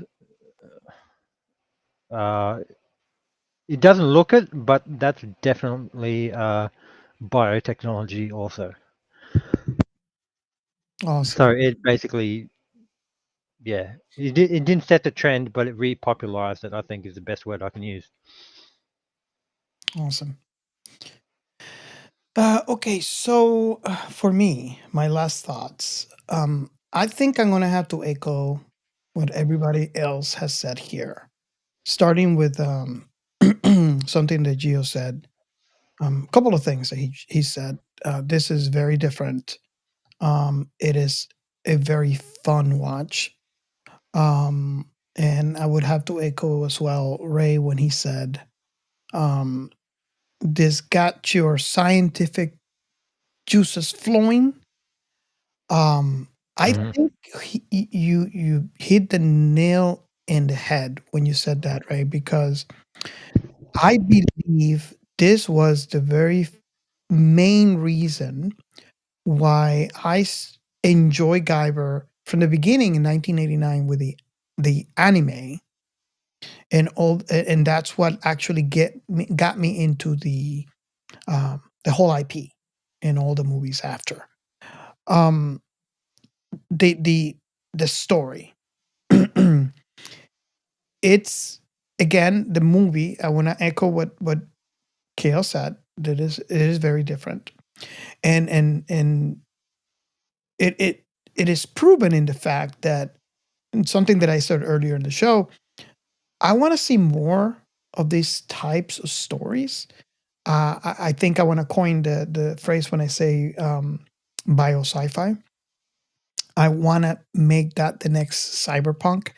I think that style of sci-fi will be very successful in the sci-fi horror avenues, um, because that's what technically a bio um, sci-fi would be. It's kind of like a creature features with you know powers that were created in a lab. And that I am so onto that kind of story, and it's a shame we don't have many of that. Um, like I want to echo Angelus when he mentioned um, Venom. Um, so stories like it's granted Venom is not, it wasn't all about that, obviously, right? But I want to see a future world, kind of like in the cyberpunk universe, where everybody is altered with biological components. Um, and it would look grotesque. It would be um, great in the horror circles, but we haven't seen that much on actually that world outside um, the whole confines of like what the concept of the IP Guyver is. It doesn't exist, and that is one of the main reasons why I enjoy this film. It's like Gio said, it is different. It is very different.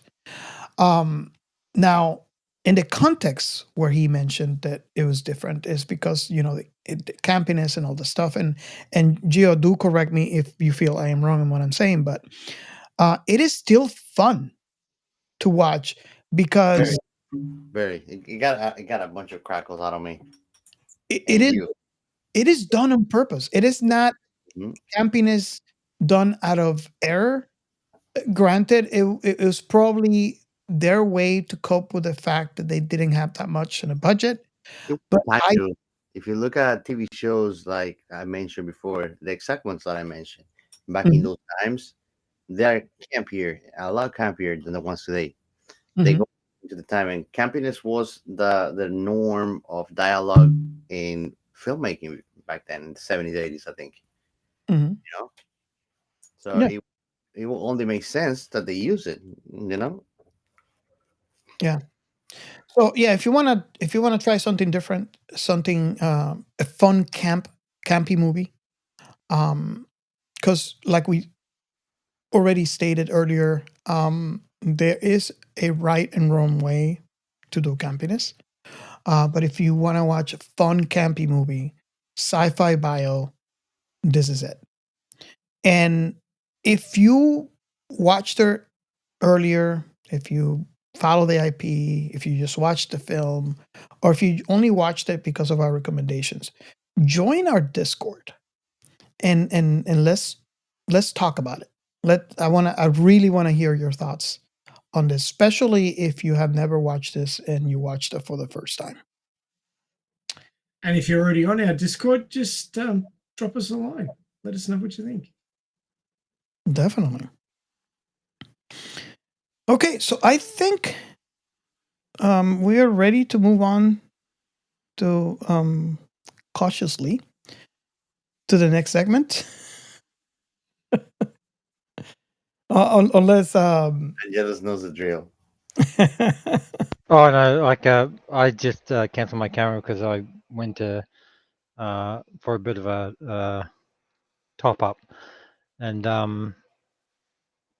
because my headset is wireless, nice. I could still respond even though my camera was turned off. So Yeah. when I came back, it's like, put me back on.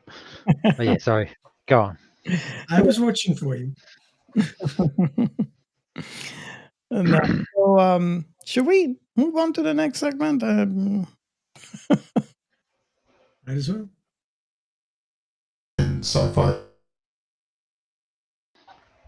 The science in science-fi. um, I think this was one of those that we can't really find much for, um, because I believe, and do correct me if you feel I'm wrong when I say this, that we might be too early on in this technology, way early on. But there is a field called biomechanics. Um, the biomechanics is a study of mechanical principles that govern the movement and structure of living organisms. Um, for example, in Guyver, the protagonist gains enhanced physical abilities through the bio boosted armor, which is significantly amplifies strength, speed, agility, and durability. So obviously, we are way too early on in this technology if it ever becomes a thing. And one of the things that I was talking about earlier is that this is one of the fields in science that I find captivating, and I think mainly because, and I might be wrong here. This is just my perspective on my search online through about this technology. Is that I feel that either we are not having enough research on the area, or maybe there's not enough funding in the area. So what I'm talking about in the field is specifically the manipulation of cells, or should I say, genetically created or lab created cells, to the point where, let me just paint a picture, right? So envision a biocomputer where the the the way of sending electricity, it's similar to the way electricity is transferred biologically in a brain. So why I find that fascinating in that particular example is that if we have the technology to get there, this let's call it conduit, electrical conduit that is done biological, because cells are ever evolving. They're splicing every day. It is possible to have a self-repairing system or a self-repairing computer. Mirror that, I mean, merge that with quantum computer, and you could have a dream that I always had when I was in high school, having a biological computer that only grows, and you don't have to like spend money to like upgrade it because it's always ever evolving, because it's biological in nature. So things like that, like maybe having a road under that pretense where we don't have potholes, because whenever some crack develops, it's equivalent to when you get a cut in your skin.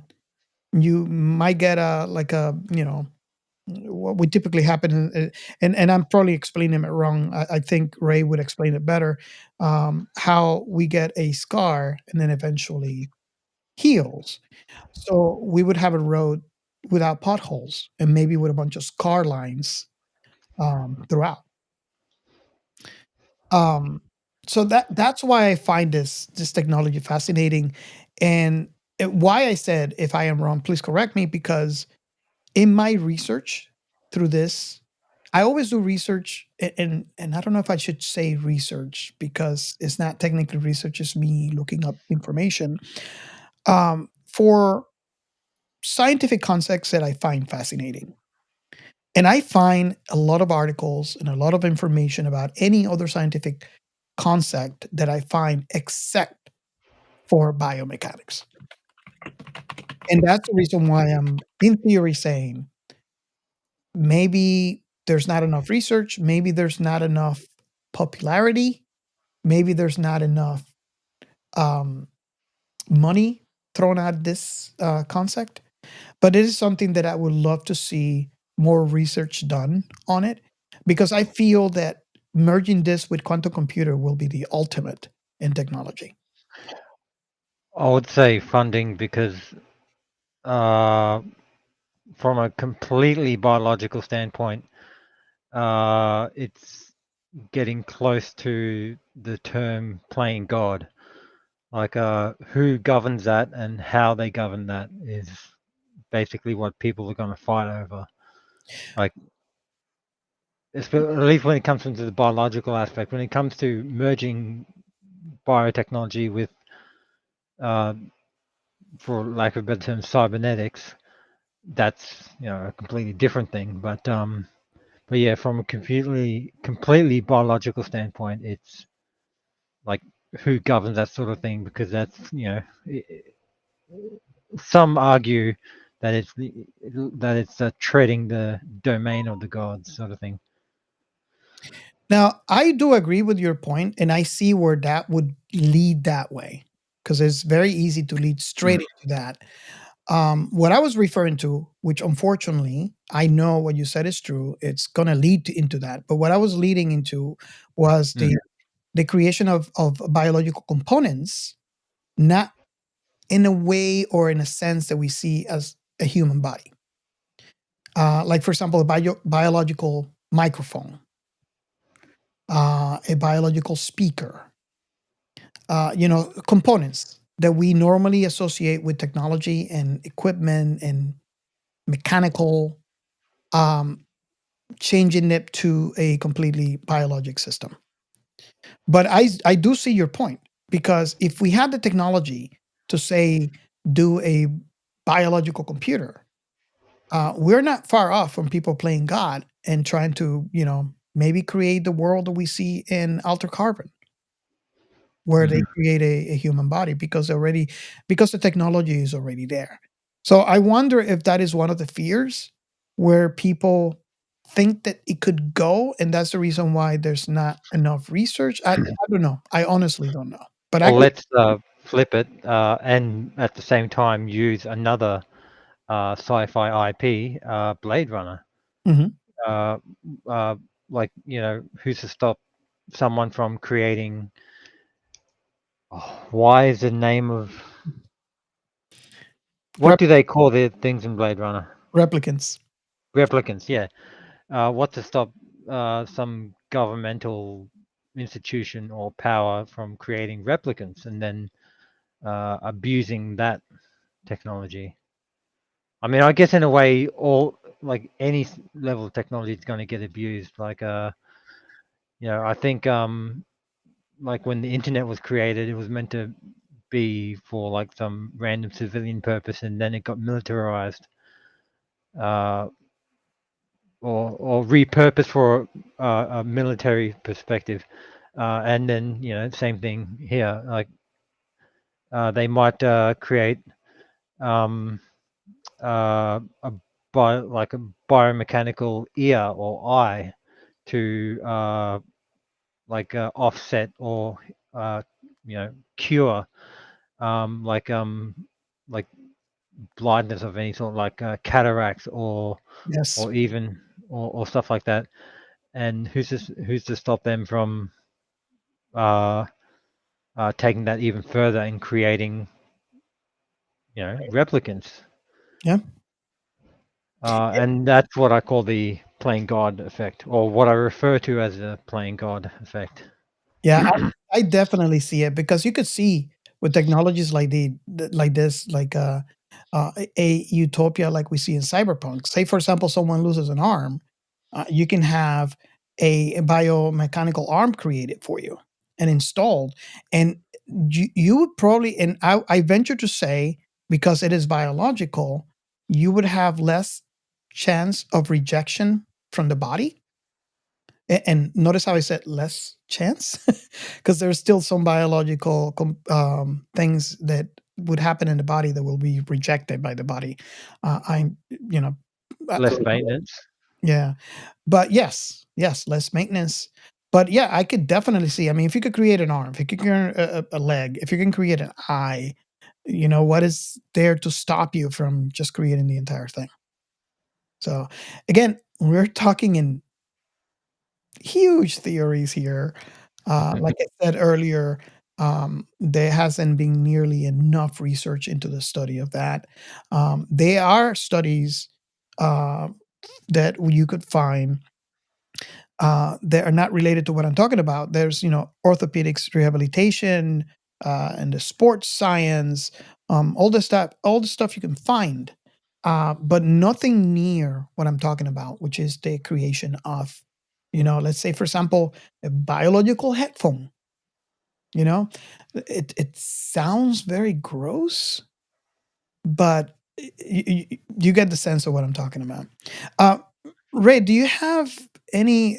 I feel like you have something to say and not letting you speak. So No, it's all right. That's all right. Well, the big kerfuffle 10 or 15 years ago about stem cells, that would be your starting point. Mhm. Because stem cells are undifferentiated and you can extract them from various parts of the body and then differentiate them into something else that won't be rejected. Whenever you try and put anything biological into another organism, if it's not made from the same cells and recognized as self, it will be rejected. The immune system will mount a response against it. So you either have to suppress the immune system, which they do for transplants and things like that, or you need to make sure that the body recognizes it as self. And that's going to be one of the biggest issues if you create something like this that connects into your body, that it doesn't get rejected by your body. So you either have to fool the body, which is bad news for the body, because if it starts getting fooled, then it might let other things in that it's not supposed to, or you make it from the cells of your own body, which then requires every one of these things to be personalized, which might increase the cost significantly. So, there's all sorts of issues with how these things might work, but it doesn't mean it's impossible. It just means it's complicated. Well, they already have grown bloody human ears on rats and stuff like that, haven't they? Yeah, they have. Not that they were functional human ears; they just were the outer. No, it was just like the fleshy. What is it called? Cartilage. That's the one. Yes. So yeah, I mean, for people who've lost an ear or lost a nose or something, you could grow a new one and then have it transplanted on. And if you make it from your own stem cells, that's doable. You theoretically could make that happen with enough money thrown at it. But for something as complicated as bio-boosting armor, that's a whole nother kettle of fish. And like Robert says, it's all in the theoretical stage at the moment. So something like Guyver is a long way off. Oh, yeah. Something that I wanted to bring up to change tracks entirely is the science of wearing a rubber suit that covers, your entire body. People who have to wear, full body suits, be they, walking around at a theme park or in a movie like this, have it rough. It is not easy to wear these things. You may, if you've never experienced it, you may not have ever thought about it before, but covering your entire body with something and then jumping around doing fight scenes and stuff is hell on earth. It really is, for a whole bunch of reasons. So there's an article on a forum, which is stanwinsonschool.com. It's acting endurance, wearing the suit, silicon, foam, latex, or other rubbers. And the discussion here goes into the realms of when wearing a creature suit, which is basically what these things in this movie are. You do want lightweight, form-fitting clothing to help wick away some moisture, but ultimately, without airflow, it will pool. Rubber suits are notorious for trapping heat, as they don't inherently allow air to move around. and also trap moisture, which prevents your body from cooling when you sweat. You can have areas with fabric and ventilation holes in the body to help, but mostly depends on your character design. The things you need to take away and consider are breathing, cooling, hydrating, biological needs, restroom usage, communication, hearing and vision, mobility, and performer comfort. And then it goes into the nitty-gritty of each of these things, even to the point of breathing. If you haven't got a clear way to get fresh air, you can build up carbon dioxide, and that can knock you out because you're not getting enough oxygen. And it can make your head spin and make you fall over at the very least, which wouldn't look so good on camera. Unless you're the bad guy. Unless you're that guy and you're meant to fall over. But yeah, I mean, you've got to be able to breathe. You've got to have enough fresh air to cool off if you can't sweat properly, because sweat requires open skin if you're heating up to cool the body down. And if you don't have open skin because you're wearing a suit, then the sweat will pool and make you horribly uncomfortable and won't perform its proper function, and you will overheat.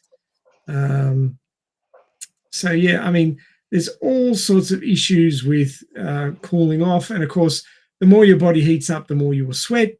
And if the sweat isn't working, it's not evaporating, then you can dehydrate and get heat stroke because you're heating up too much. You've got to be able to drink regularly.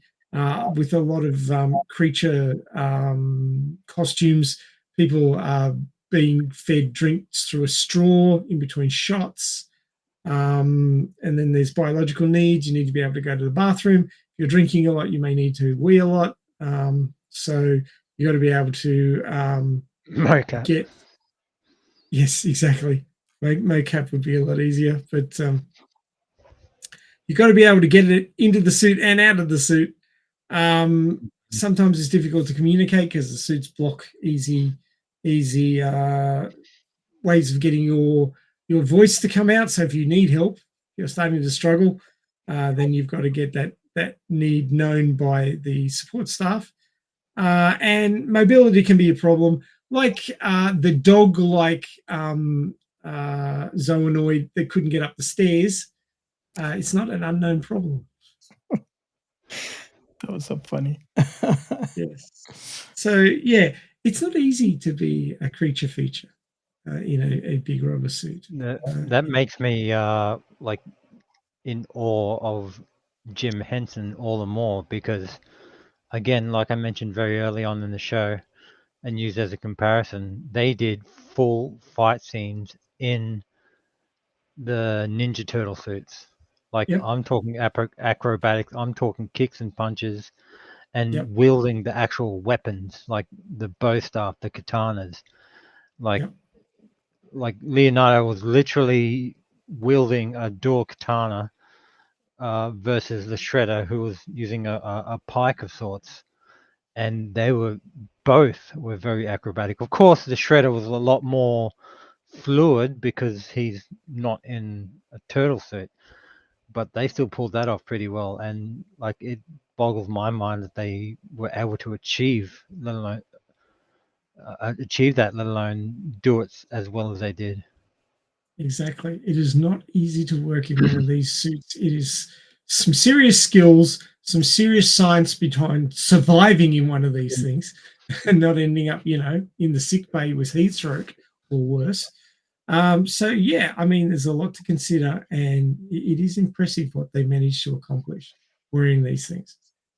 It's not easy, folks. So next time you're at a theme park and you see Mickey or whomever the character happens to be wandering around in the heat of the day in a suit like that, don't walk up and kick them like the little kids do.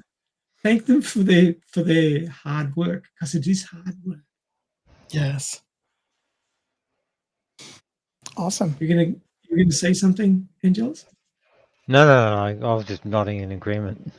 Very good. Okay. Well, that pretty much wraps it up for the science and for the show. So thanks for joining us on this episode of Science Fiction Remnant. We hope you enjoyed it. We had a good time. And if you want to continue the discussion, there's always our Discord.